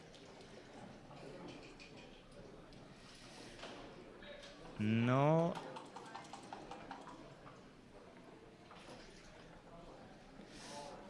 Could be also 13 to 7. Those were the candidates to look at.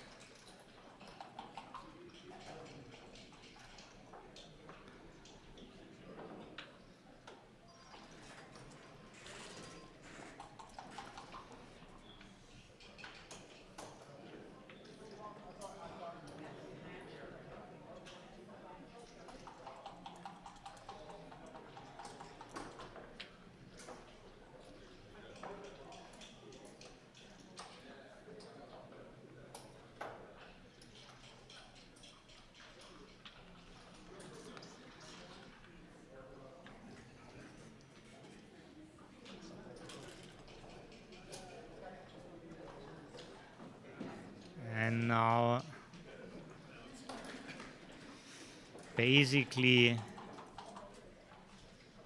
it's over. Leila needs a miracle here.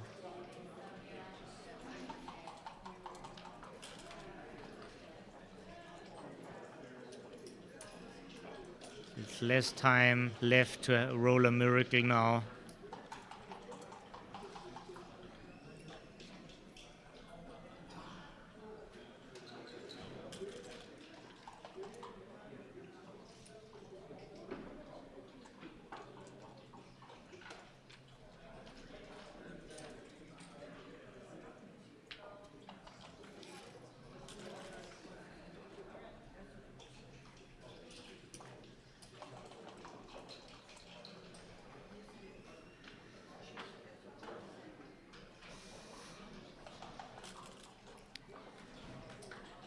Yes, prepare yourself for a handshake. There it is. Congratulations, Rich Munitz. The ABT point leader this year goes into another semi-final. And we will be back anytime soon with the semi-finals. Short break, maybe 10-15 minutes, and then we see again.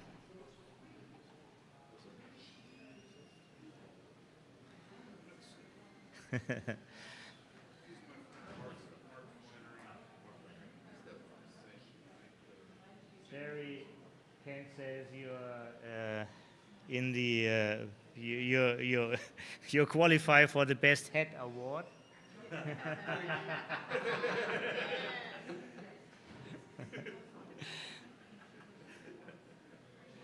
Yeah, so I have a little break too, so see you later in 10-15 minutes. Thank you.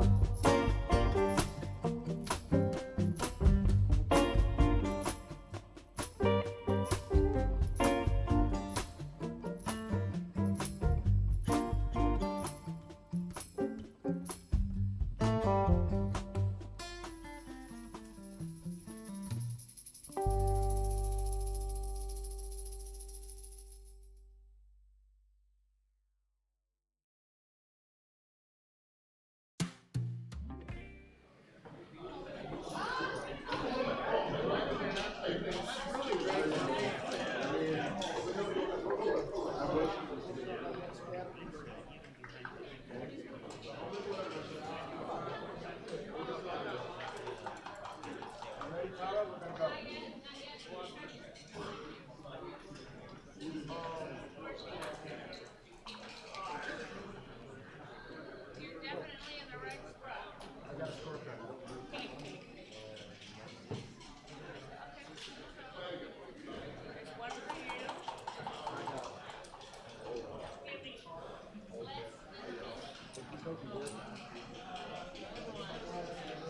might help, huh?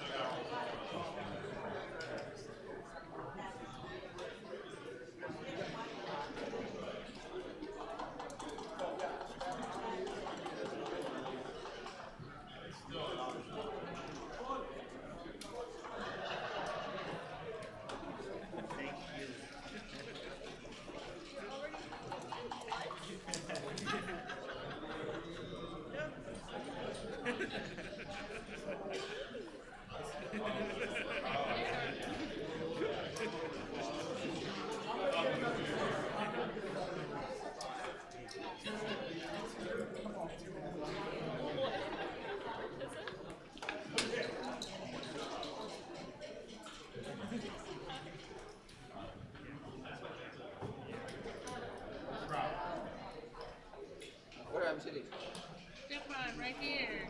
I got my lucky blue again. Right here.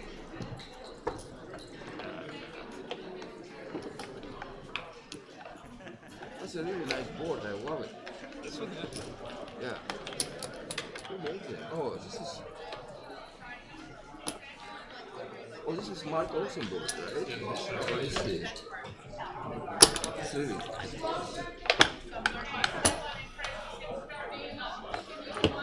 You can start. All right. Once again, Nice.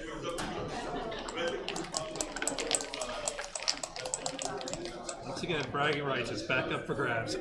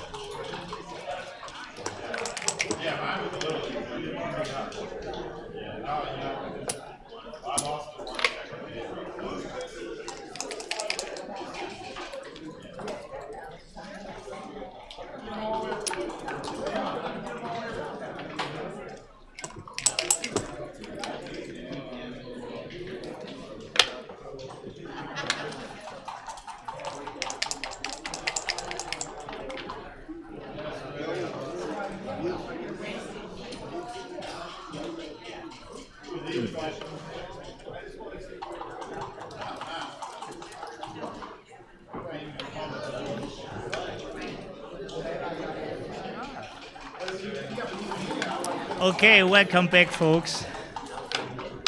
After a short recreation break, we are right into the semi-final. Stepan Nunjans from Seattle against Chris Trencher from New York.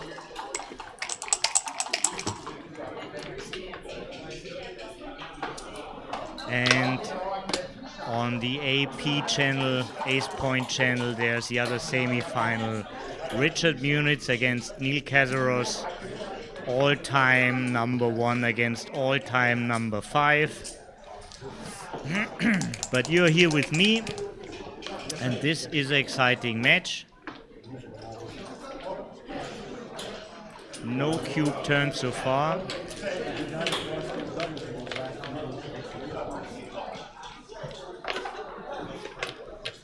Options to hit or not to hit. But with the hit, no 5-point.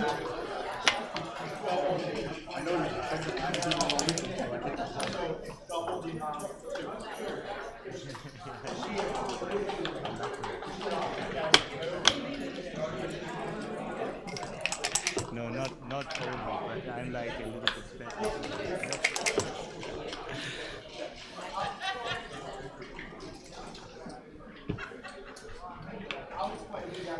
And behind me sitting is Olivia, the finalist of the intermediate. Will be on stream tomorrow too.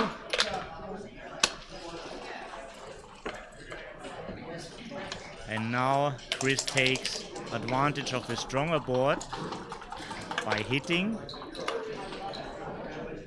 doing a split.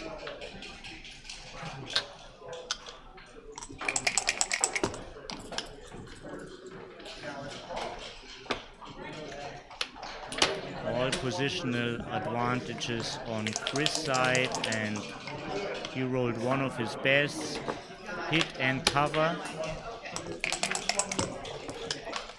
Stepan re-hits from the bar.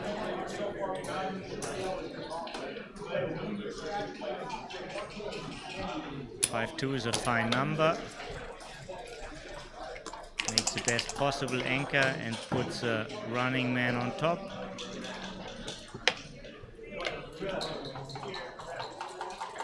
Leila. Yeah, she's from New York also. In Missouri.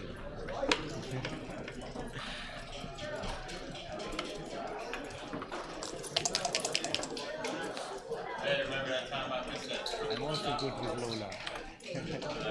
Lola. Okay.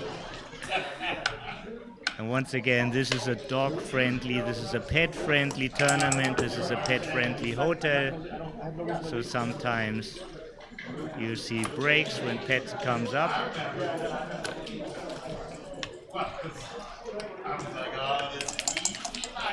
No checkers on the roof.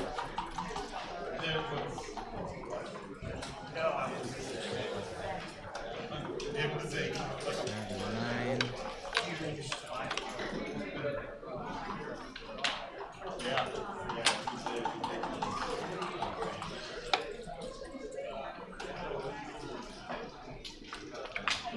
If the pawn is up, and it looks like, then this is the right idea. When you want to cut contact, you cut it from the back.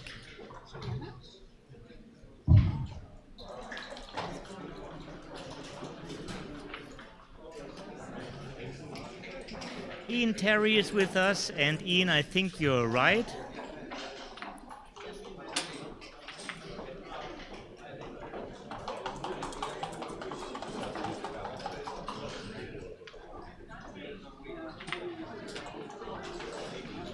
Chris had a killer position, but don't underestimate the drill of playing a whole day matches.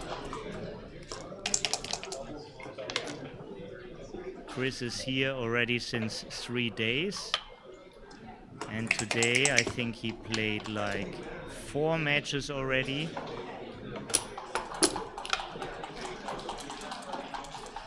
Roughly around 1,000 or 1,500 decisions even.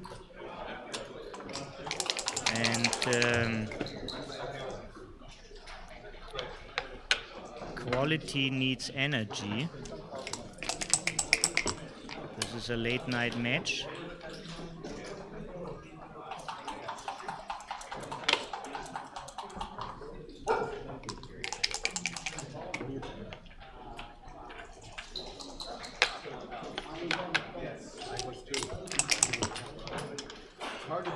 Looks like the first point goes to Seattle. Let's do the count. If you run and I don't enter with a hit, I'm in trouble. If you run and I enter with a 5, you have I may have it. Yeah, maybe.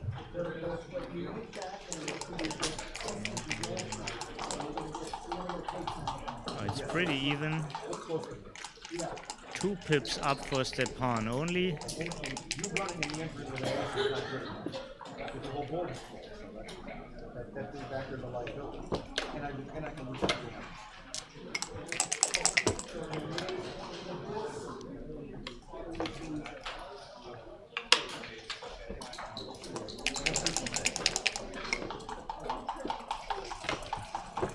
Crossovers and distribution, this is what this position is about.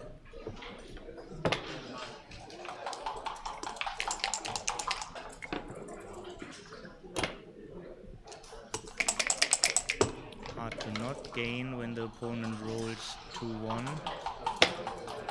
Another lousy bear in number.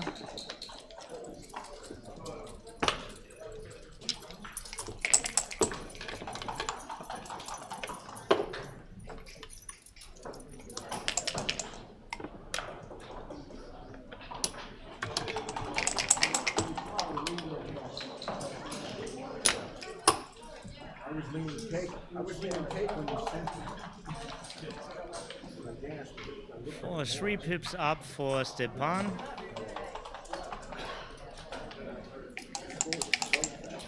This looks a little bit early.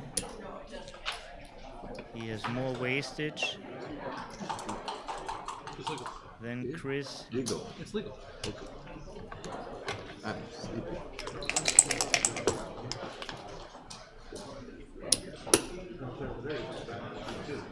Only can pull the trigger once, so you want to carefully think about it.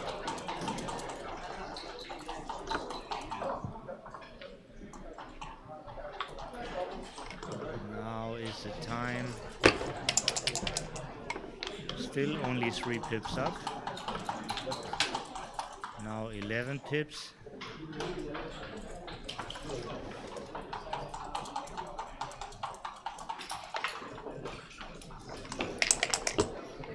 This is one of the candidates. 3-1 would have been the other.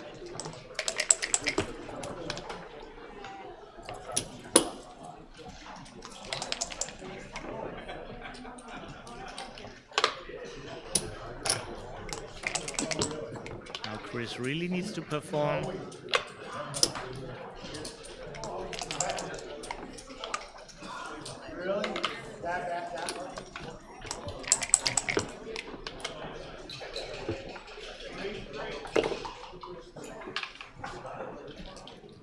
Still possible.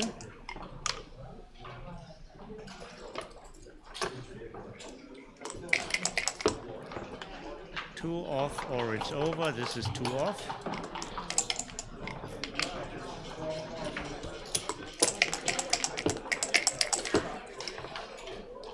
And this is double six. This is how you go into a final with these swings. First 2 points for Chris. I'm very Yeah. So what would Rockwell roll here? Stefan looking towards the camera. Guys, have you seen this? This is incredible what he just did to me. And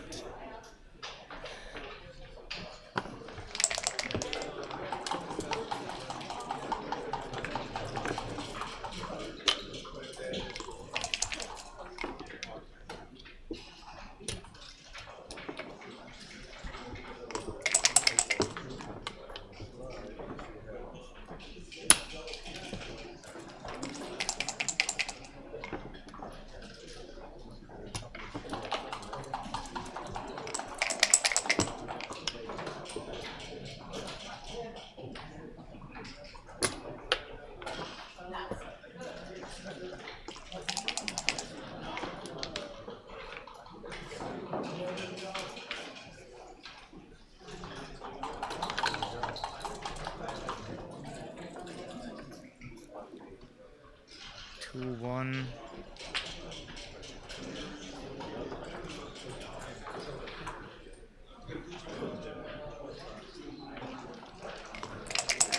A lot of options here. Could have been a slot as well. Often you're slotting against one checker back, as you're already down in the race, and priming. Well, priming value is actually not so high against one checker, but you need to improve quickly.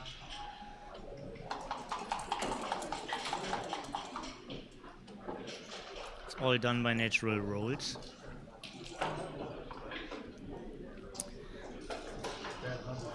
I think there's still an ace to play, and stepping up makes the most sense, because the biggest problem is the guy in the back.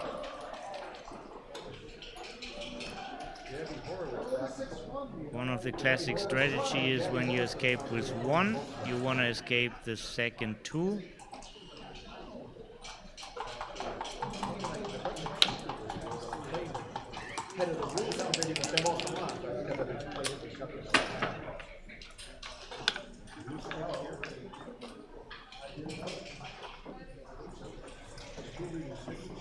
He really profited from this decision.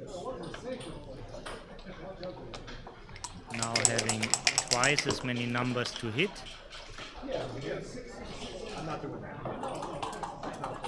Five numbers also play safe. Double 5, 6, 4, and oh, it's only 4 numbers and double 6. Still runs. Give it a try. Only 20 numbers.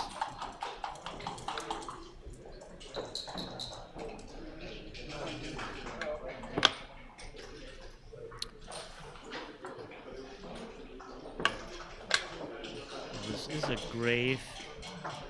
This is a heavy decision.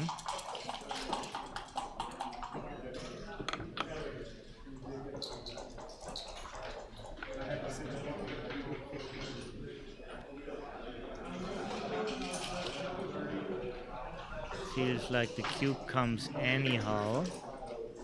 You prefer to take it like that?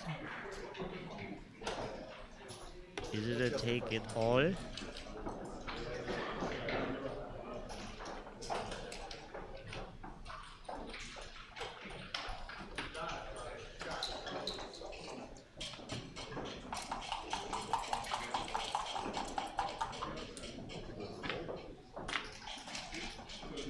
Chris is shooting at an additional checker, is up in the race and is up in the position, playing a forward game.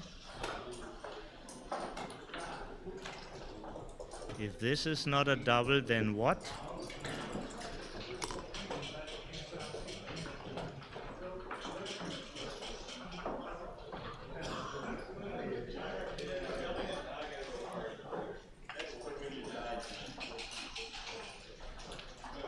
Nine pips up. 9 pips up and all the aces are good.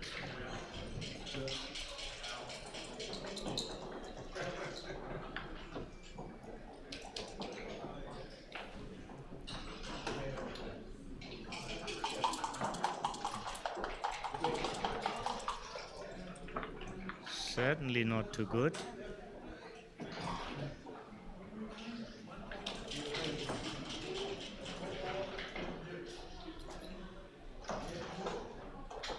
Small race lead with the weaker board, so this is not a too good position. But everything is going for you. He's counted. Or was he steering Stepan into a take? Will Stepan take a picture here? He has his phone prepared.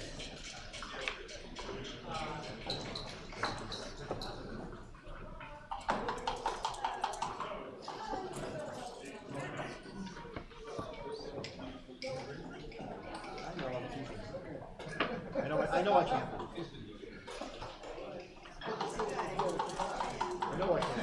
I know I can't.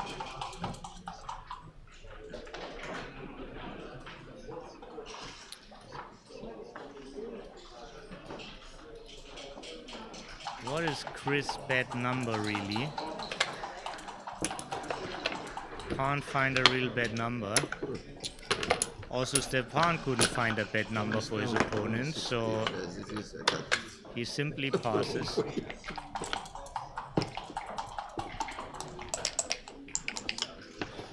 Meysam is back. Hello Meysam. Hello to Istanbul. Merhaba.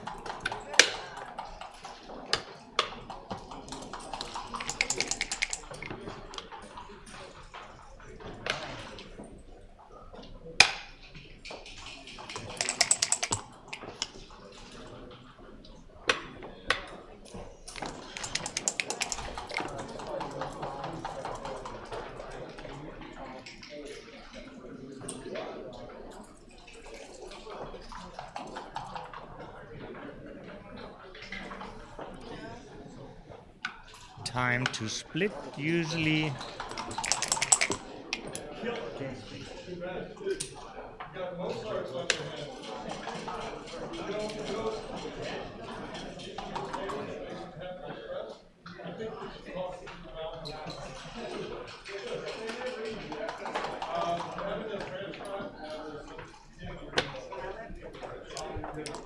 This is more flexible and you need some flexibility.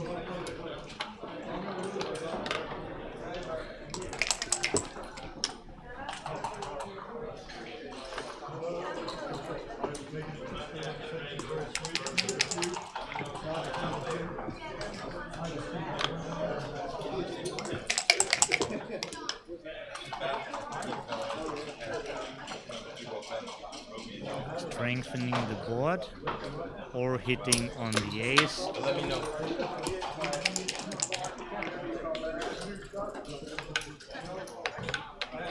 So the thoughts were either blitzing against a priming position or priming one checker. Both options aren't great. But this is what Chris decided to do. This are like, oh no, if I somehow pull this off.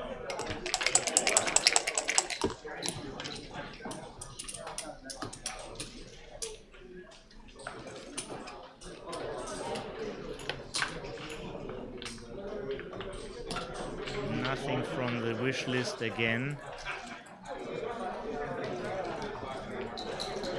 Consider the candidates. Out is certainly one.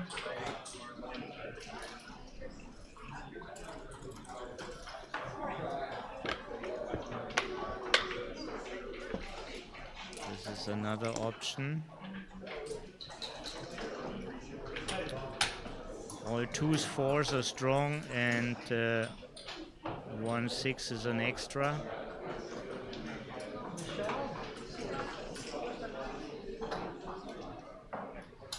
Priming 2 checkers is better than priming 1 checker.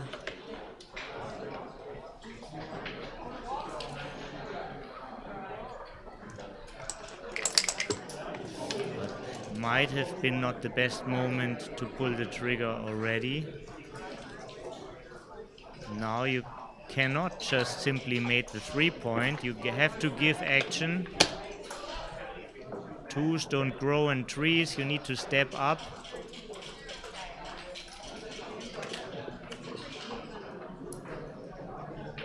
Big play now.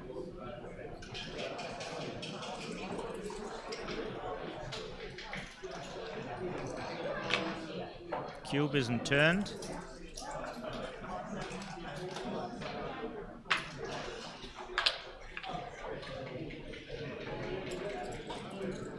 Could actually been a double from the bar.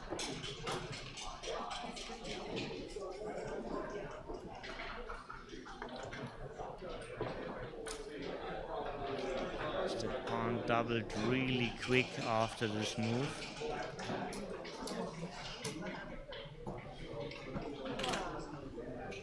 So freeing 1 checker indirectly over a 5' usually takes about 6 rolls.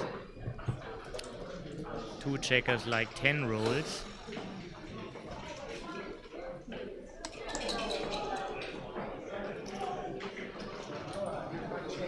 There's not much timing left, but it could work. And the cube has certainly value.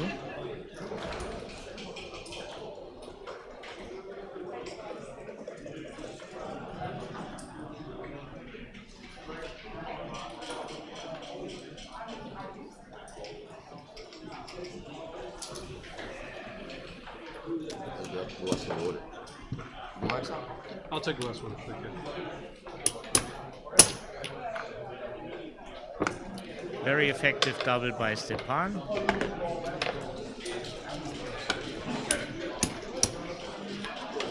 And back with them, right. More fun if there's contact from the beginning. Stepan urgently left his seat.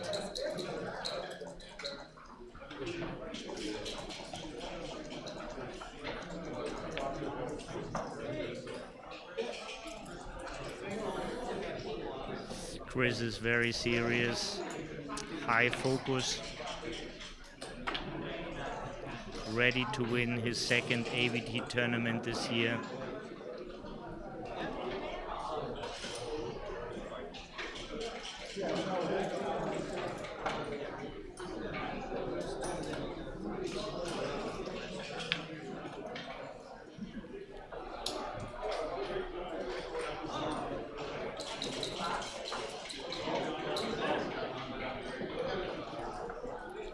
We're having almost 100 people watching. Welcome all of you. Please say hello in the chat. And if you enjoy this broadcast, then let it also your friends know. Tomorrow we have more exciting matches. We have finals of the tournament, the Masters, the Super Jackpot, and the Intermediate.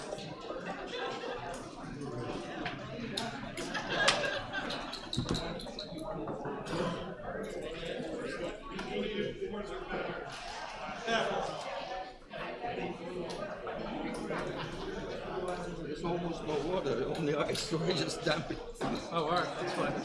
I've got some Gatorade in my bag. And so we Stepan need is back with a glass of water for him and his opponent. Thank you.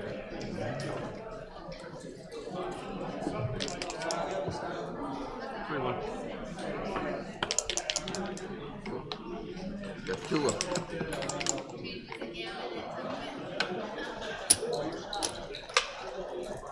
Peter, hi. Abaco. Interesting. Which state it is? Hello in the chat. Hi. XY7. Nice to see people active. I hope you all enjoy. This is the last match of the day. Playing out the finalist of this first Gammon Geaux new ABT tournament in New Orleans. City is called the Big Easy, and when you come here you feel the vibes, you understand why it's called like this.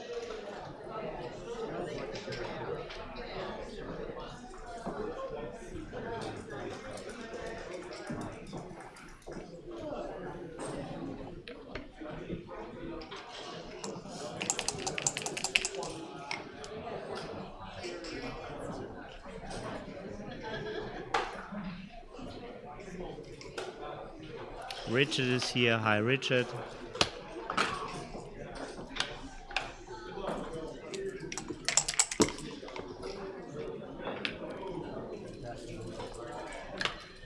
Double 3 is a great number. Could have been also a double hit. Not so many extra numbers by giving direct 3s. And some extra use, but all this is yesterday's paper. Now being stuck with the 3.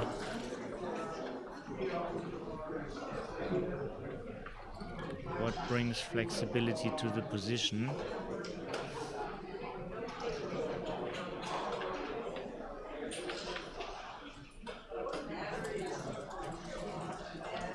What's the safest play here?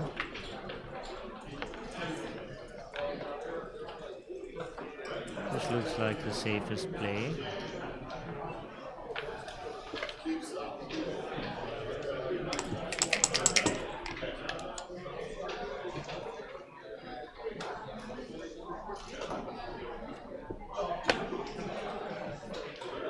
Missing a double shot with a stronger board. But still lots of contact. Saves everything. Heavy 3-point.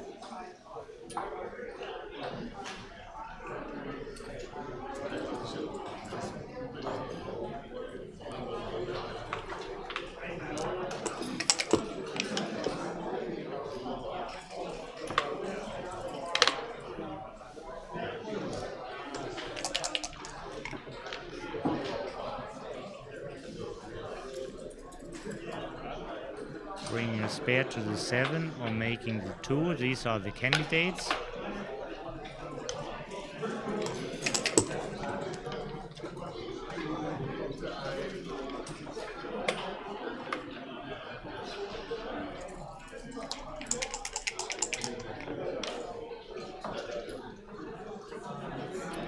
This is a winning number.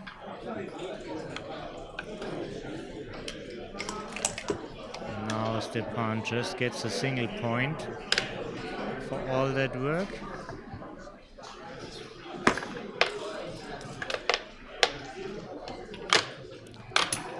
Bringing him 9 away from victory. Chris being 8 away.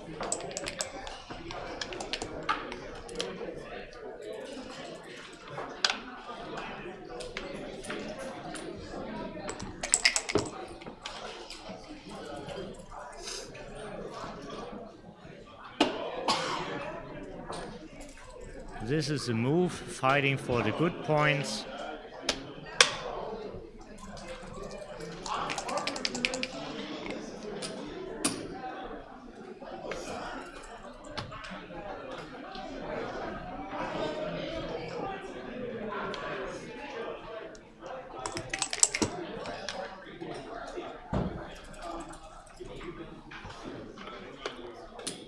most constructive move is the forward anchor. Small advancement in the position.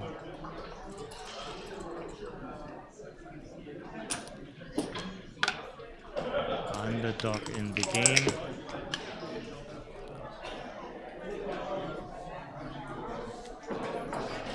For 2 is interesting. 5 point or 4 point is available. 5 point has a higher value, although it's not your own.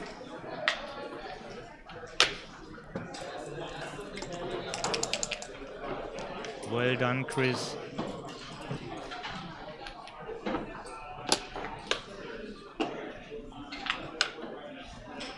Yeah.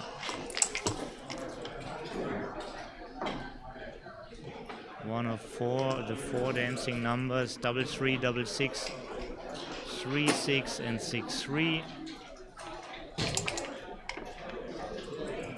And if it was pure forward position with no checker back, could have been a double already.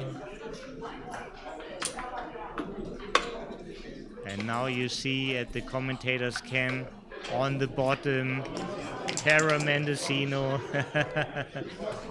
the lady behind all this. Once again, thanks Tara to make all this possible.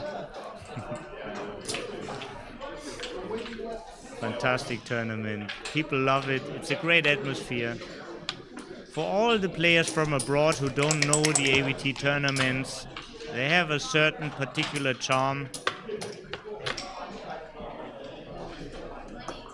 More cozy than the most European tournaments. Feels way more like a family gathering sometimes.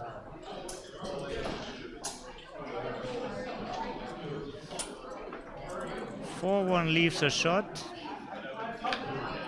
but this is not such a trouble since Chris has 2 blots in his board.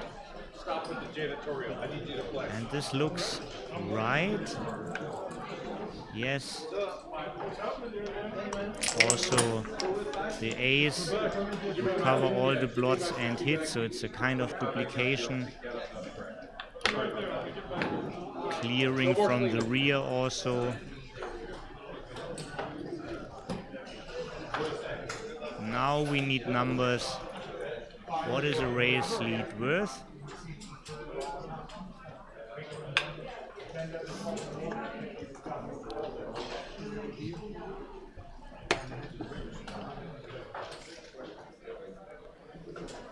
There's enough contact. The pawn again takes pictures to prove his action.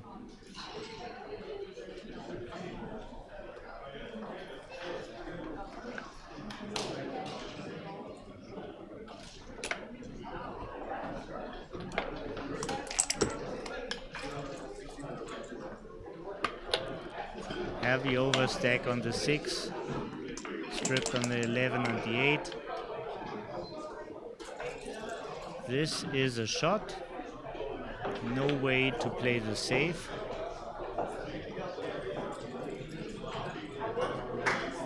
Both from the 6. Helps to get rid of the problem with a better distribution. Now the game is about to turn. Hit in and out right away. All other checkers are positioned well already. This is the only 5 you want to move. Goes right on the edge.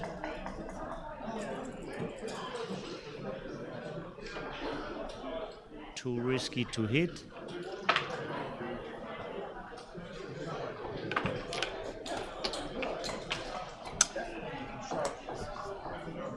Well, this was just my opinion. Here you see, by hitting he gives his opponent 4 bad numbers. Sometimes it works. This makes a 4 point. Nice sequence. for Stepan.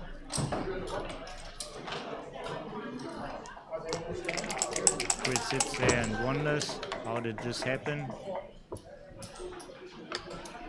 1-6, quite nice. And this is a hell of a number, jumping the prime and saving the checker. Not many rolls to do this job.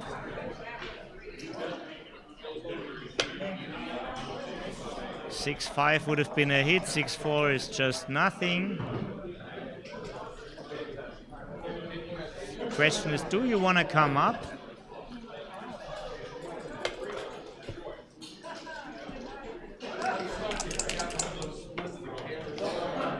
See that Chris almost always sings at the right moments.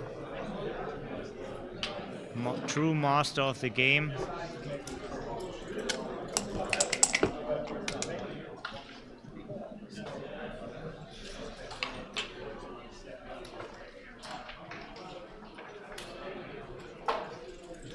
How much of an asset is the guy on the 24 and how much of a liability?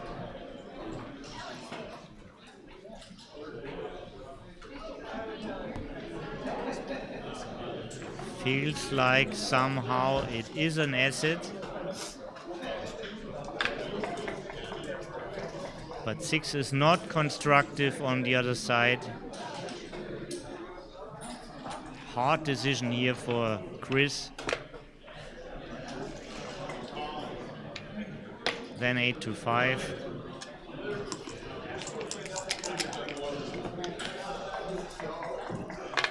5-2. This is the downside of staying.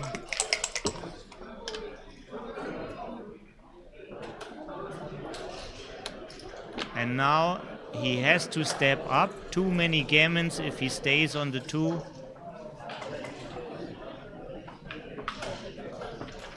There's enough contact provided from the 20.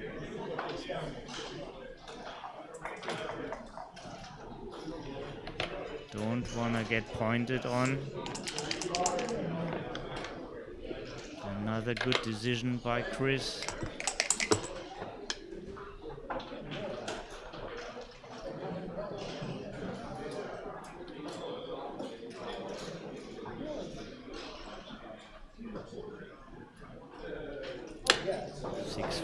Brings a man around.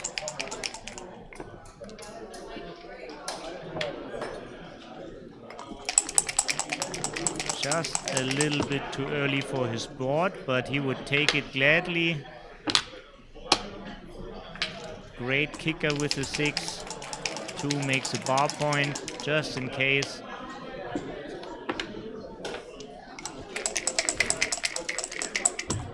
$15 numbers only. Here they are. And now out to the bar.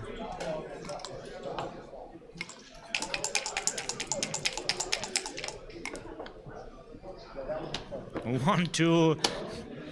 Second best after 3-6.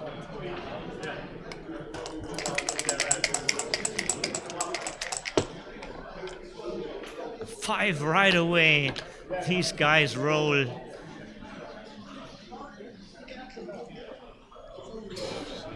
And now the one hot candidate is 20-16. Just continue with the guy you just entered with to the outfield. Leaving 13 numbers but having everything in place.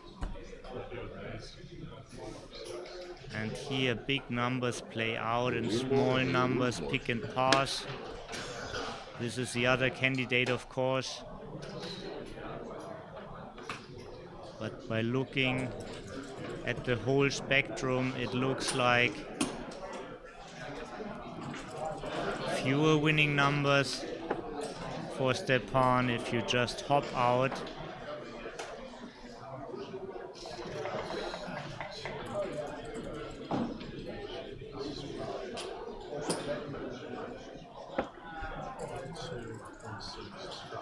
This is also possible, of course. But now, if Stepan hits, and this is 15 hitting numbers.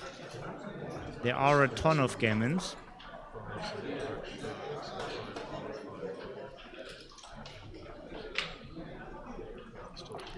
This is only 13, actually 14 hitting numbers, because double 5 also hits. It looks like the fewest shots and the best active position when you get away with. 19 hitting numbers now for Chris. 15 5s and 4 extra 7s. So he checks for all variation. If he gets less hits, if he stays back on the 17.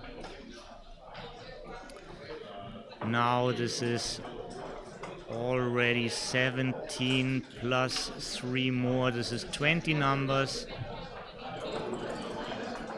Not gaining by staying there. Also, it's harder to bring it home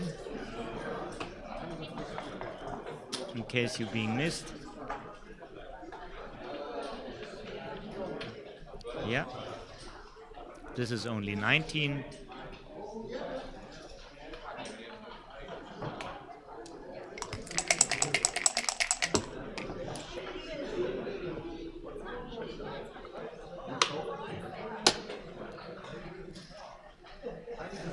And now, what's the best thought? Maybe maximizing closing numbers, so 5 to 4 would give an extra double aces to close the 3-point. Is the best aspect I'm seeing in this position.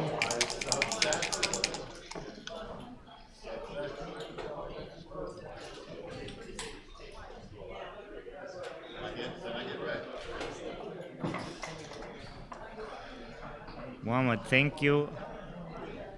But I had 1 hour sleep in between, so I'm freshened up.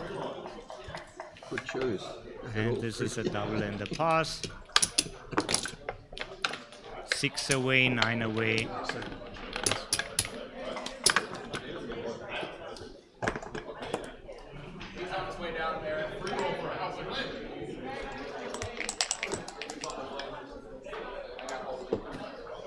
Here we are. A little bit sloppy setup.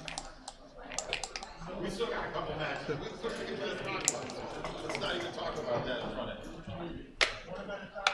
I don't want to. But we still managed to see where the checkers should be.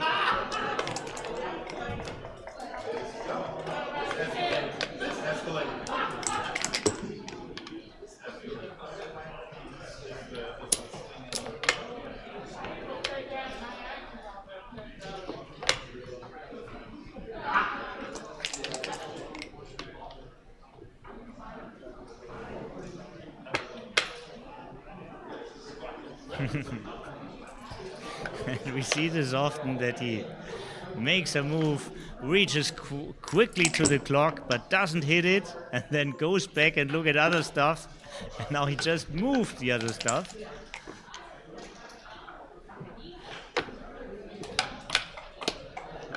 Irritating style. It's just his own habit.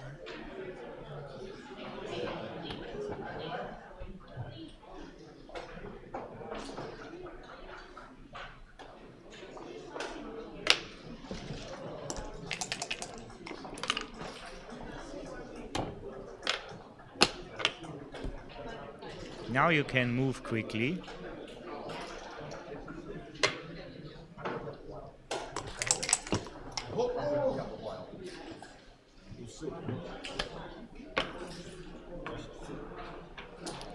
Could end up all on the 5. Is there anything better available? What could be better than the 5-point? Right on the edge, your take point is significantly higher.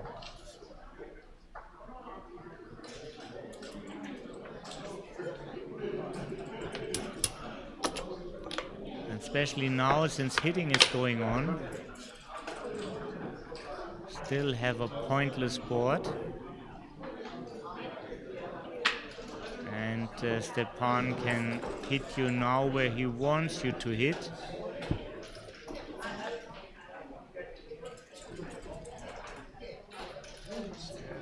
He will put this back and now makes the other move.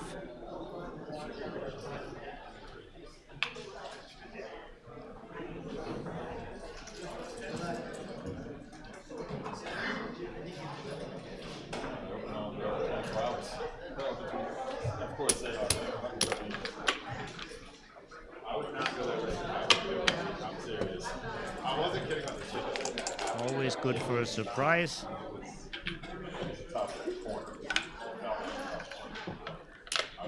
Would be interesting to hear his thoughts about this decision.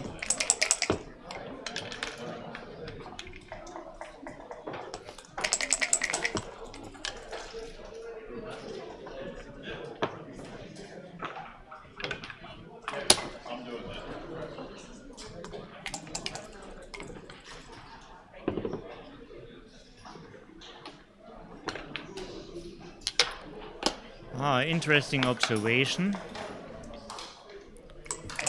but I never seen Stepan really going low in the clock at all. It looks that he can afford this kind of things.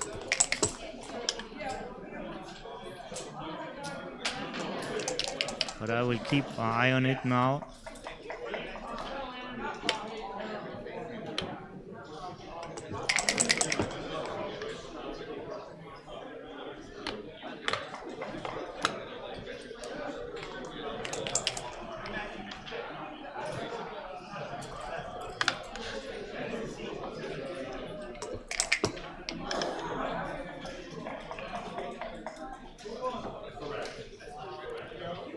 One is clear, and then also the two.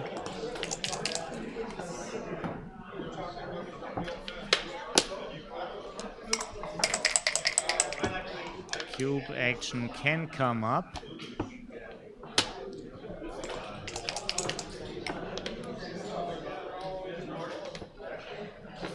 This is a hell of a roll.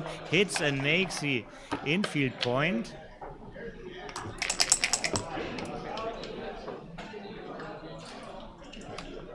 Two, 4, blotting number.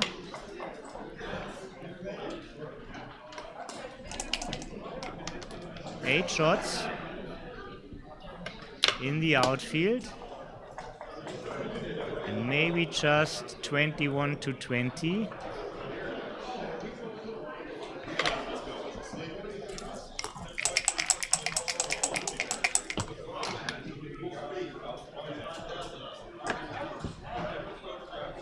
Here it comes.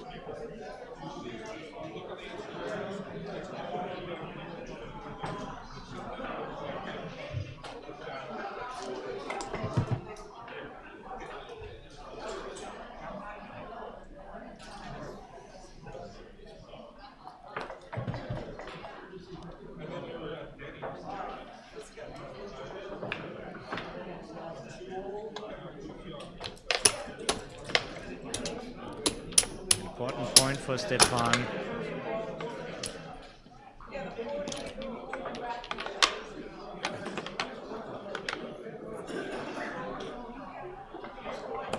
Bring him 8 away.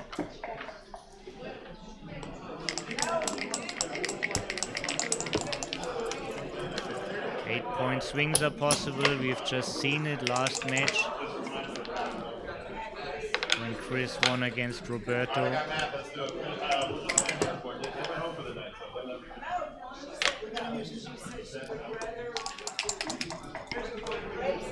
That's right. That was my plan also. Yeah, that does. No, that's right. That's right.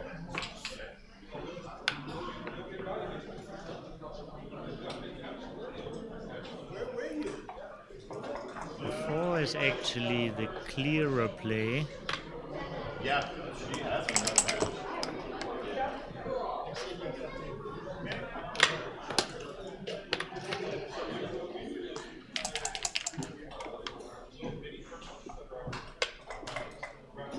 And this is always confusing. Which one to hit? And often it is actually the guy on the 8.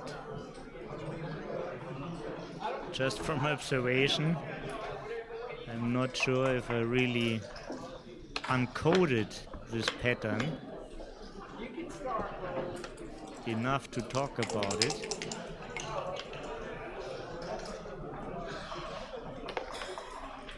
Beautiful 5.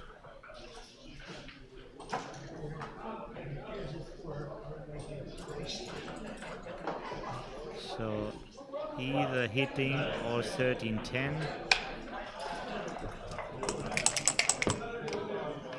This should be less hits, but also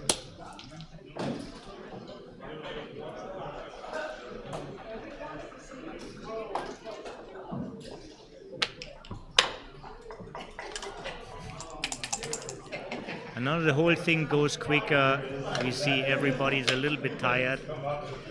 There's an urge to go to bed early.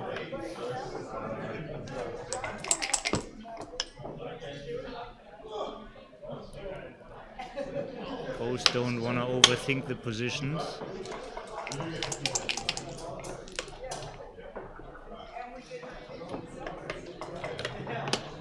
This is a role where it's not necessary to overthink anything. Still quite some decision.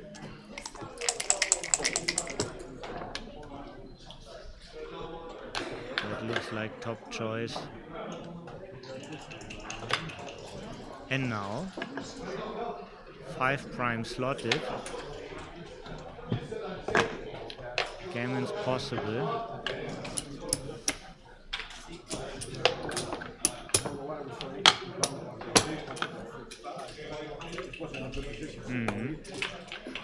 Right, the way they're moving tells a story.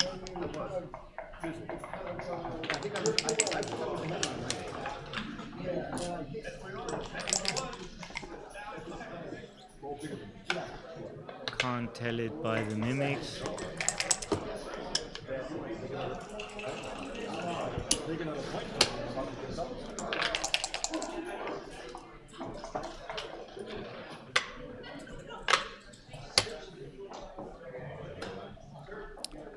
Usually quality doesn't go up when you're tired.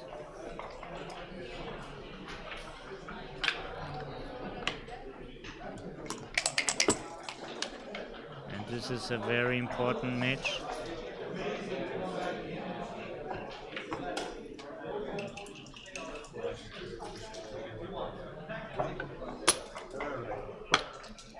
Just like in the UBC, dice on checker counts at this tournament.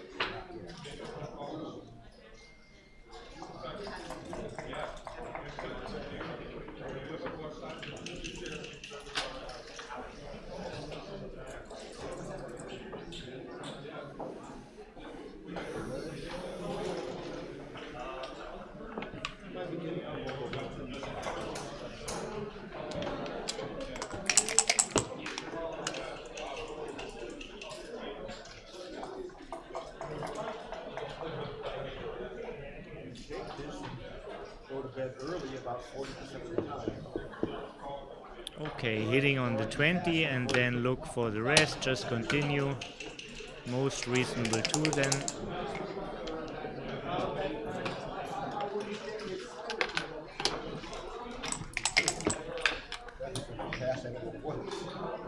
Four hits from the roof, and of course killer number is 333. 4-5 brings another spare on the 8.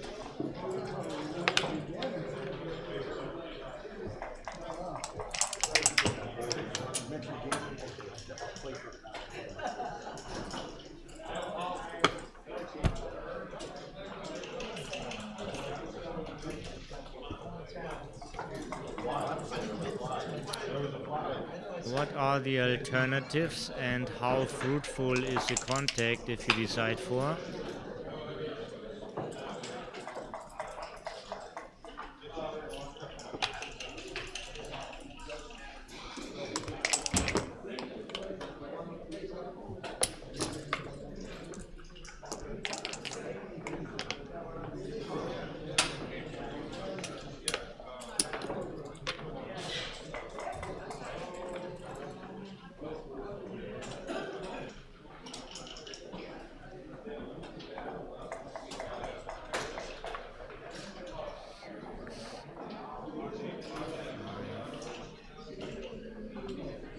One up, 2 pips down. So with 2 pips down, you don't want to break the contact.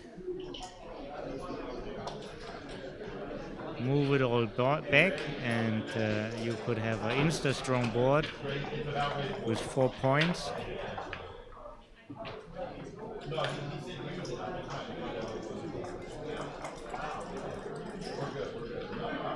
It's good that he takes a pace out. For this decision, the pip count is needed. I do a mental shift. Most of the time I'm right.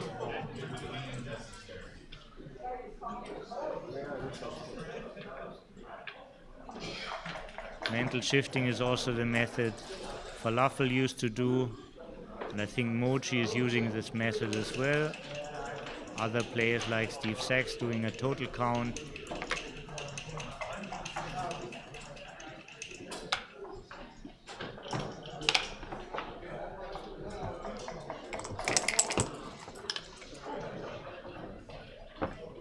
Another good move. But certainly the key in this decision is to keep the bar point anchor.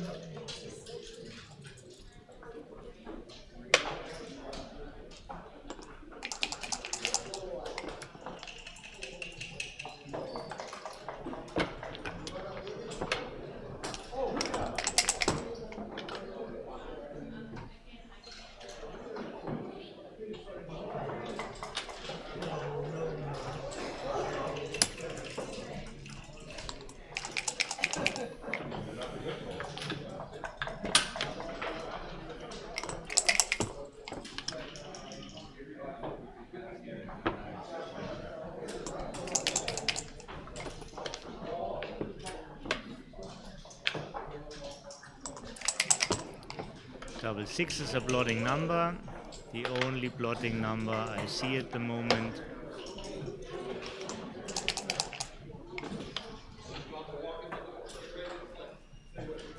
This clears the midpoint.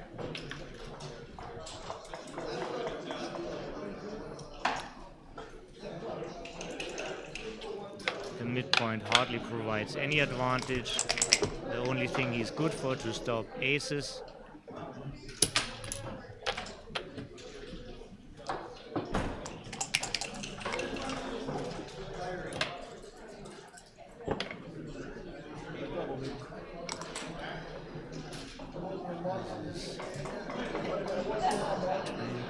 Thought I had some. I think it's supposed to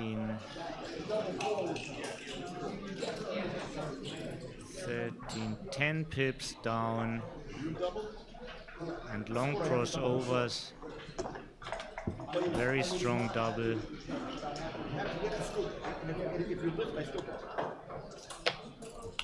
Good pass.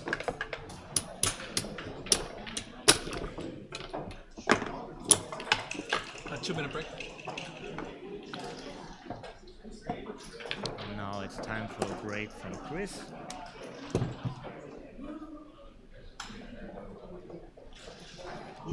Are any questions arising? Is there anything I can answer you or tell you about this tournament or the match? So opportunity also to say for new people in the chat hello.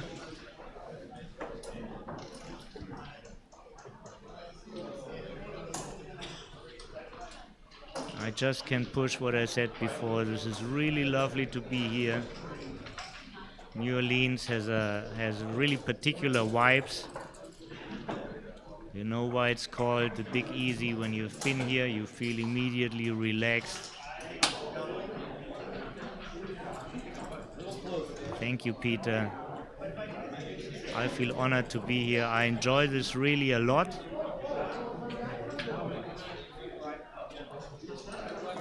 Collaborations are easier somehow if they work. We tried a few.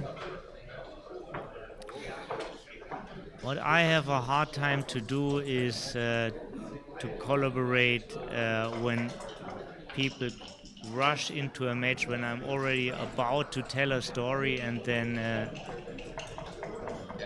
don't know how to adjust. So then I prefer to be on my own, but we had like great streamings here with Dana Nazarian and Jerry Tensei. You can watch them, they are all on file. Go back to day 1 and 2. Imtracks I simply don't know. I've been present, but now I have a very selective memory. When I was younger, everything sticked in my mind. I was recording without selection, and now only the great stories get space on my drive. Can be a blessing to forget, but sometimes it's a big pity, especially when you want to learn.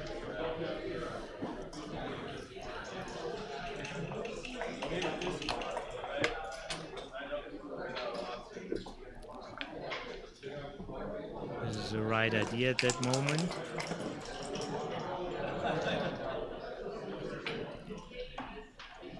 Five, 4.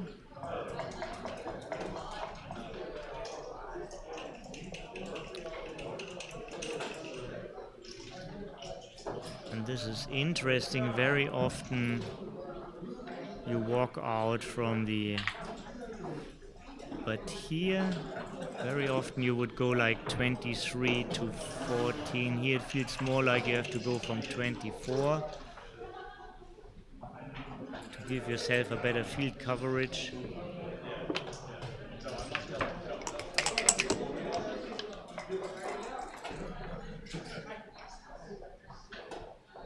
Interesting. Difficult to talk about the demands of this position because it's very, very complex and early. I don't want to give you wrong information here. Certainly a top 2 candidate which was moved. Stepan knows how to win tournaments. He did win quite some. He won a big 20,000 added tournament in North Cyprus a couple of years ago. Frequently winning super jackpots and other stuff. Tough competition skills.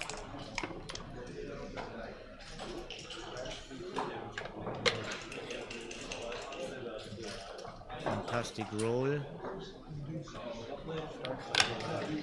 Now 6 prime is already slotted without an ace or a 2-6.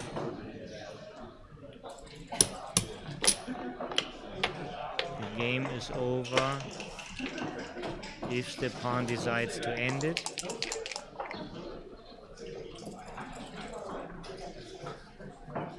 $23 numbers to make the full prime. Now the full prime is done. This could be like a BMAB trick to play for a better PR. To play on here, playing on doesn't cost a lot and gives you a lot of moves in.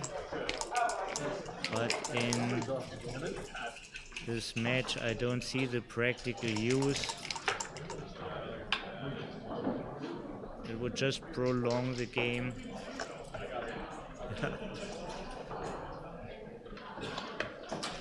He's sharing my thoughts.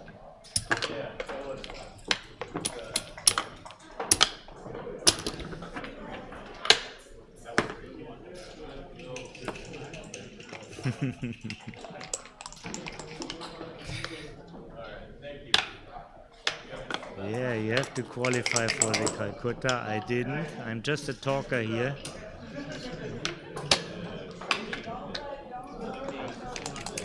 Always been a player, now I'm a talker. But I enjoy this.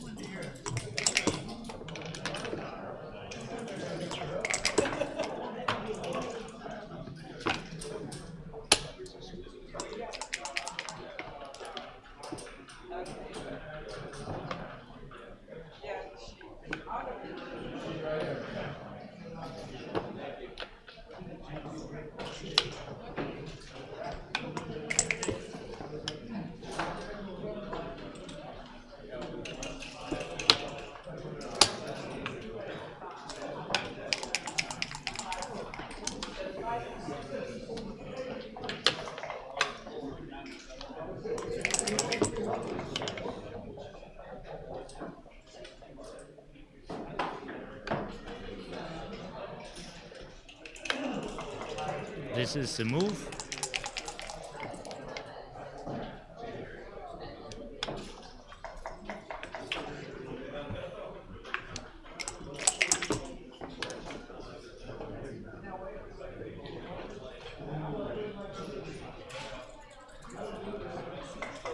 Here comes the first shot.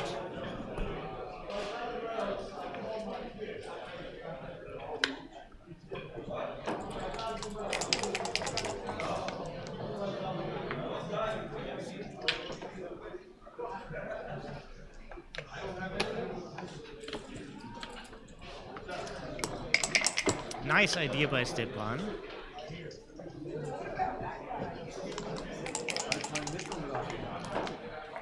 Slotting is the fastest way to make a point. Make the points in order, especially when you have many checkers back.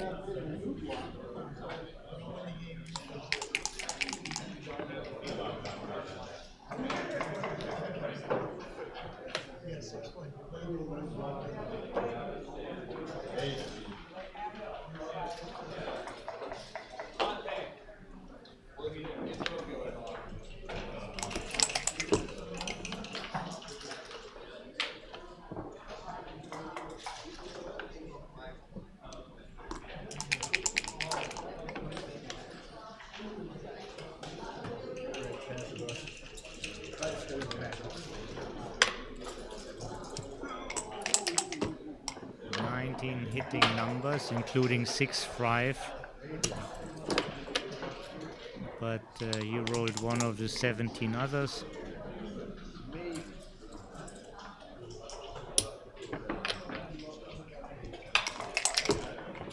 Now again he waits for a shot.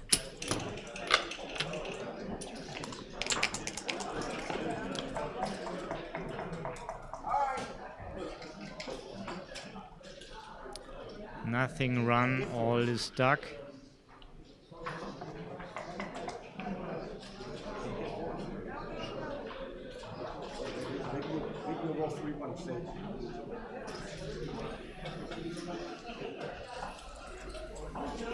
(15-1) is the first candidate. Oh, and Stepan pressed the clock quickly,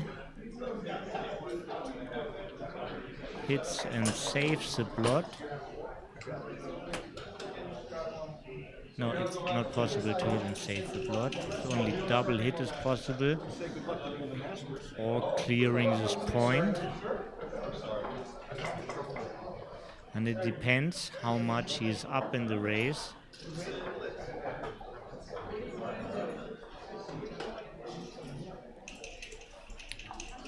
Okay, let's count that. This is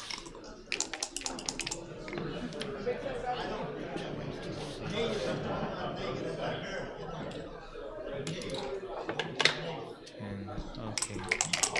too difficult, too many changes.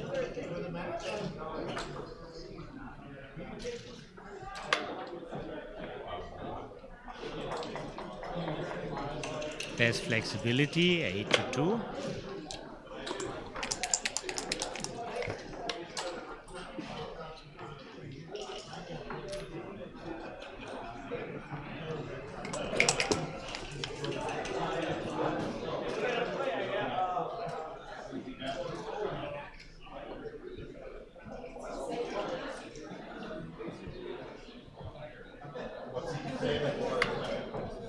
This is what he's been saying.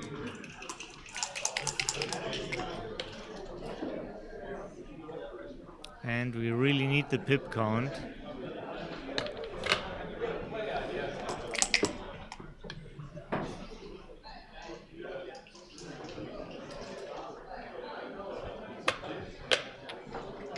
Should be pretty even because they're rolling so fast.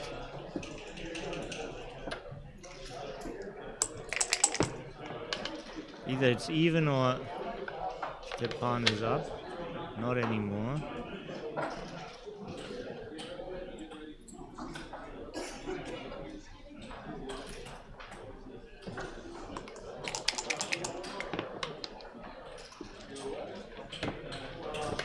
Nine and 24, 15, 10 pips up after the roll for Chris.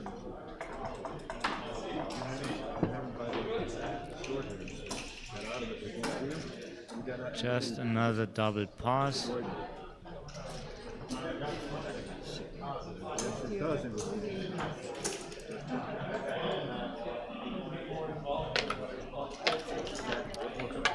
Four away, six away.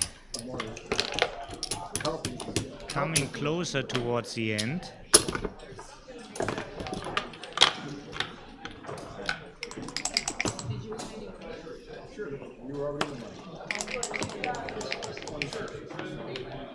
In the back with the cool baseball jacket with Boston, this is Neil Kazaros, all-time ABT leader.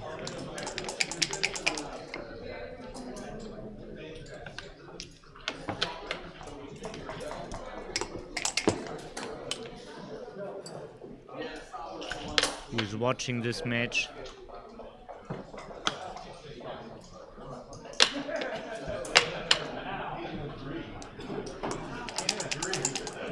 Either he is in break, I can't really. Yes, no, it's not in break. Richard Munitz just won his match against Neil Kazaros. So Richard Munitz is again in an ABT final this year. And Jack Adelson just announced if Richard wins this tournament, saves himself a lot of money because he doesn't have to go to the other ABT tournaments, as he has basically no more chance to catch up in the ABT race.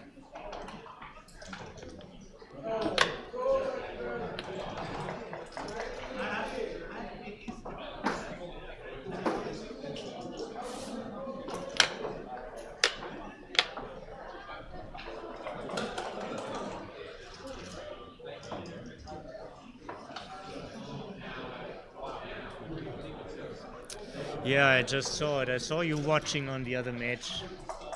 And Neil is with us. Neil, you wanna come? Okay. See you. Sure, take your break. Yeah.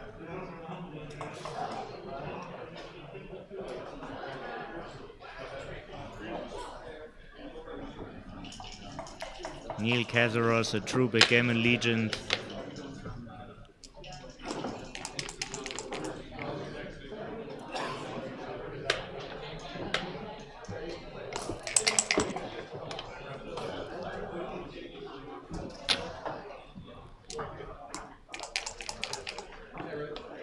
Decades playing on the highest level. Not many are like him.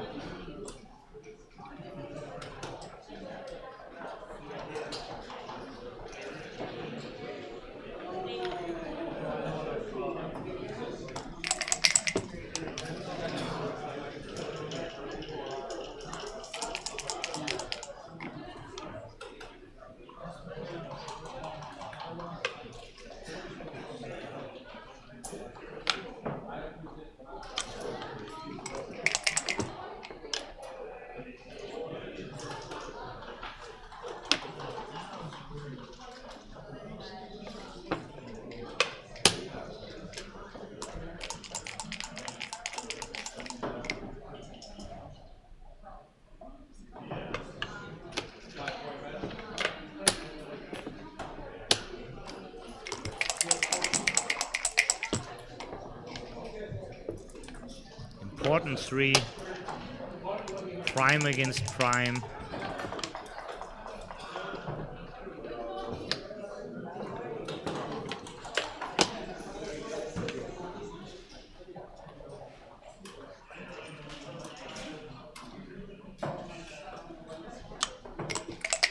Chris realizing how important the next roll is. 3 would have turned him into a big favorite. Also, this turns him into a big favorite.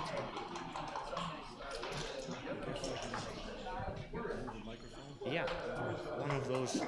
Well, actually, the one without the cable.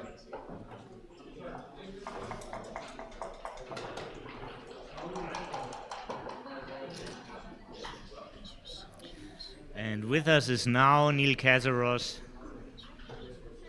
For a little while. Yeah, for a little while. I won't be here too long. For a while. Just a second.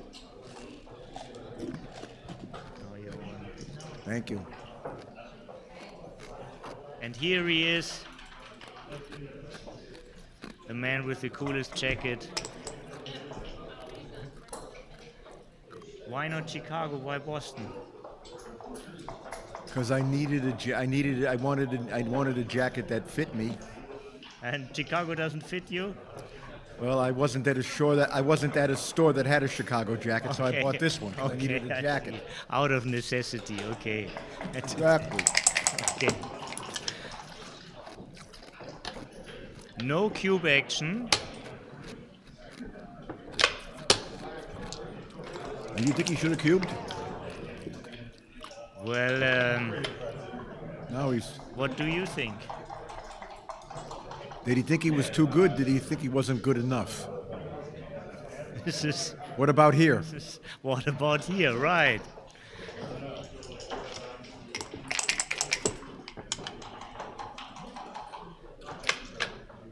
Basically, it's prime against prime, but with serious advantage. Now in this position, he's too good. This position is clearly this too is good. disaster. Wow, This is disaster. He probably thought he was too good. And now he is. Hit them both. Play on a long time for a gammon.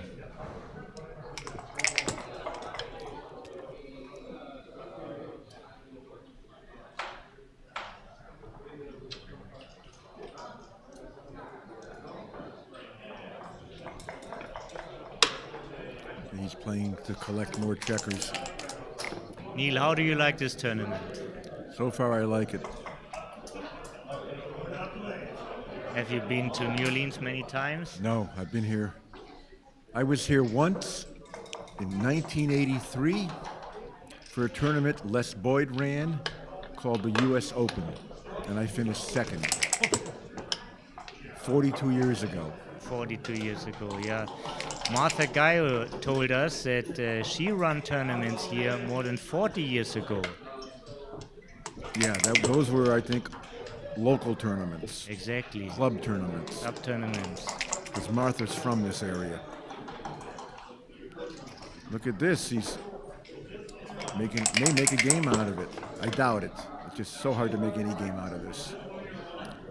And now two. where do you hit? You hit on the outside. You bring checkers from the outfield back into the board, defending against the back game. To try to crack the timing. Because that checker in the outfield represents timing. Back in the board, it represents no timing because Stepan is probably going to crash. And crash worse than he already has. Very mild crash so far.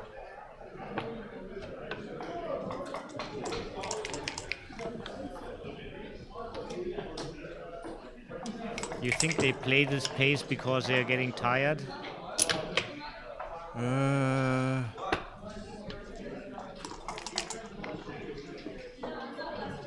They're probably a little tired. They have plenty of time on the clock, but it's easy when you're tired and to think about things that don't matter much, and then you're wasting time Then all of a sudden, you're looking at a couple of games to play in the match, steering into nothing.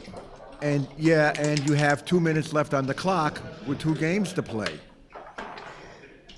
That's not good, especially when you're tired. You definitely can overlook things then, or just you think, or you can't think when you need to. Richard, you have strong supporters here in the chat. Richard says hello. He's excited to see you here on the microphone. Richard who? Stubbe. Oh, hi, Richard. How are you?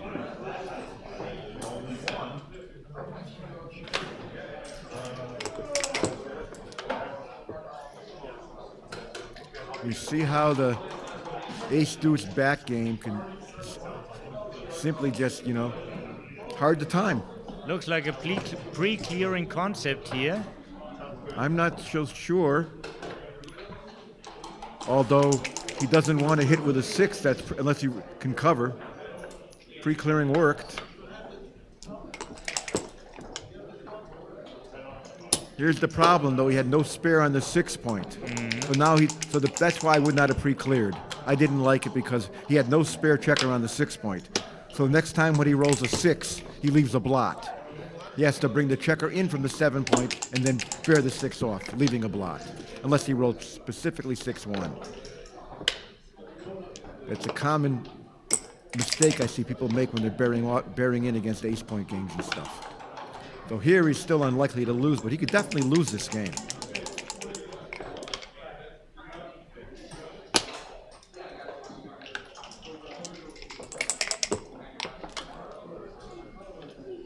I don't know. I think Chris should be at some point wondering when he's supposed to double this. Well, not when he's too good. Right. Well, he's hit. Now that he's come in and hit, he's too good again. Was he too good on the bar? Maybe, probably.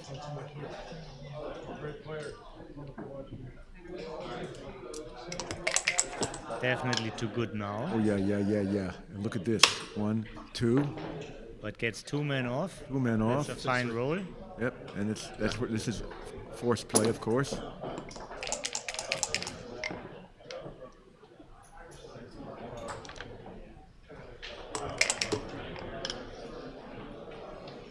That's a beautiful roll. Absolutely. Oh my gosh. Fills the gap, saves the blot, bears a checker off. What more could he want? And we look into most likely into a 2-away, 6-away score. That's a nice roll too. Beautiful setup. Probable gammon.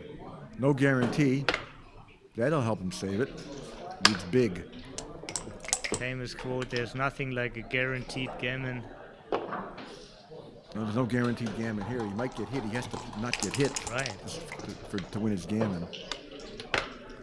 He may not win the game if he gets hit now. Oh, that's a good number. Gotta go. All numbers play safe now. Yep. Gammon is looking good. 10 blotting numbers with the 2.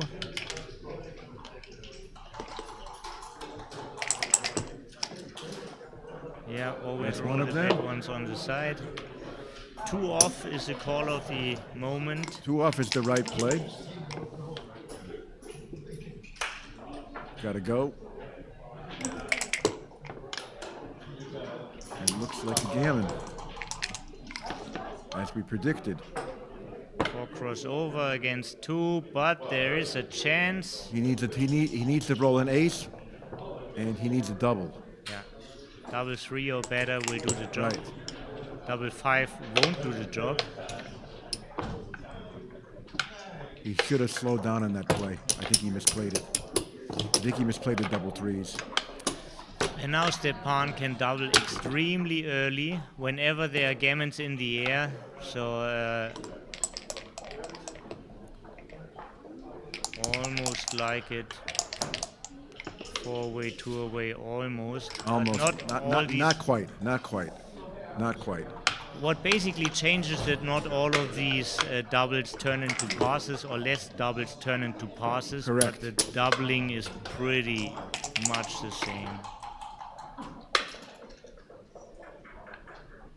Now what's 6? Well, the gammonishing 6 is to your own bar point. Yeah. Go to your own bar point, and if you don't get hit, double. Unless he's rolled something nice like 3-1. So much for not getting hit.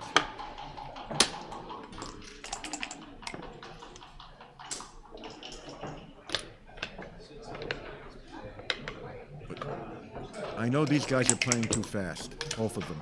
This is what I meant. I'm kind of surprised. Well, when they were playing so quickly, it looked like it was an easy to play position against the backgammon. There wasn't much in that, honestly. They just made a habit out of it. What do you do now? Now he's thinking good. He's thinking. What do you do now? I'm happy not to take the decision, but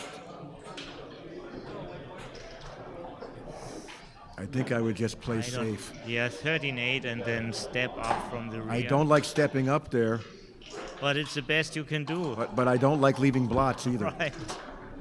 So you've got to play 13-8 and step up. 13-8's a must. You must unstack. This roll was not on your wish list either, but you it. have to make the best out of it. He found it. It's not a terrible roll. No. Supposed to attack, I think. I like that.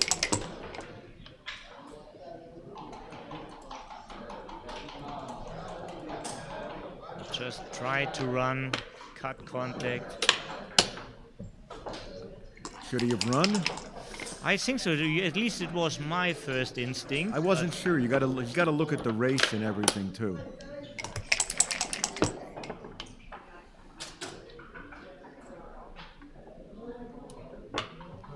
Just as a basic reference, by eyeballing one man behind, yeah, I and think I three would. men behind, Yeah, I think is running an is the right indicator idea. that you're faster. But Yeah. for a serious statement, you need to count, and I should have done this.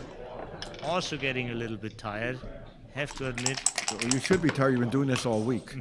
Yeah, well, No, this is a nice number. only since Thursday. This is a nice number.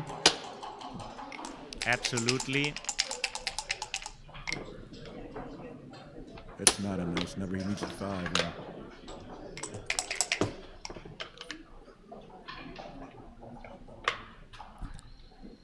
Uh-huh. Well, this is a hit, and now question is another hit in the board or 5-1. Feels like actually you want to make the bloody play. He may get probably should be doubled if he makes the bloody Yeah. play. He should be doubled. He should be It's a doubled, two-way but gamble. maybe it's still right to do it. Yeah. I'm inclined to do this.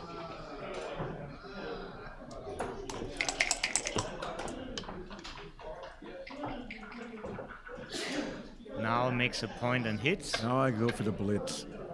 Semi-blitz. Undoubled gammons wins the match. Yes. Stepan needs a 4. This is way too good now. And it's not a score he's never going to double from anyway. This is a basic holding game or race. This is a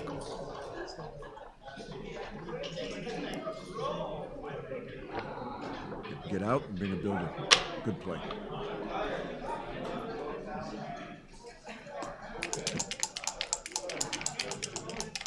Stepan, my friend, you are in big trouble here.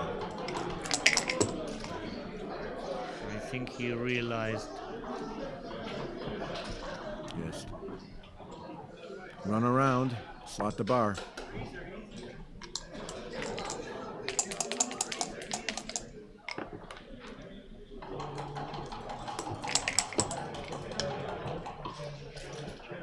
And it's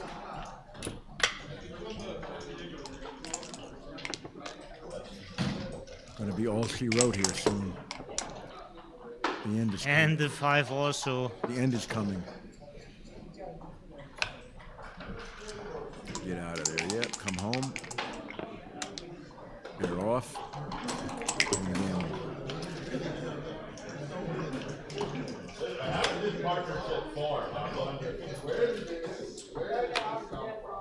Make sure double 6 plays, double 5 plays. Those are the bad numbers they play.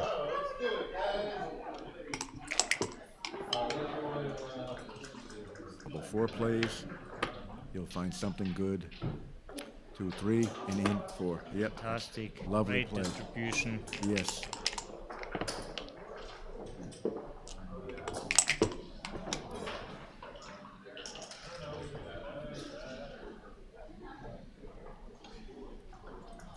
What's the best play here? To the 3 and to the 4. That's the 4. Yeah. And now 6 to 4. Well, 6 to 4 now is the 2. 6 to 4 has got to be the safest play long term. You don't want to put extra checkers on the deuce, on the ace point behind the deuce point anchor. It reduces your flexibility later, and it means that when you also if he rolls something that does leave a blot, now he can darn near afford to get hit because there's more checkers on the bar. That's probably not the right play. That's not the right long-term play, for sure. But we could be wrong. Because now there's fewer checkers. When he does get hit, he has fewer checkers. Those checkers Now on the the ace. checker goes off. I would bear it off. I don't think that's the right play either.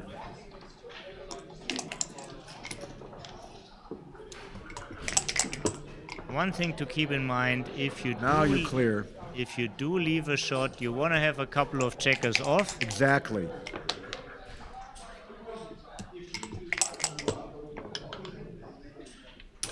Oh, there's a couple checkers off. Yeah. There we go, and slot your bar. You have to play to hit. So Stepan would have loved to have come in sooner so he could have prepared his board, his containment over there, because he might hit when he's not ready.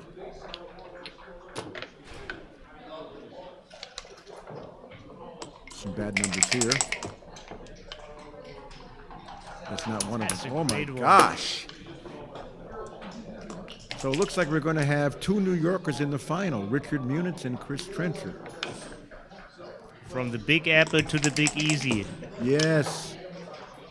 And Okay. it's over. Big hand to Chris. And Chris wins this match 12-5 because there's no way to save BG. Fantastic to have you here, Neil. Thank you very much for your appearance and the lovely insights. I will.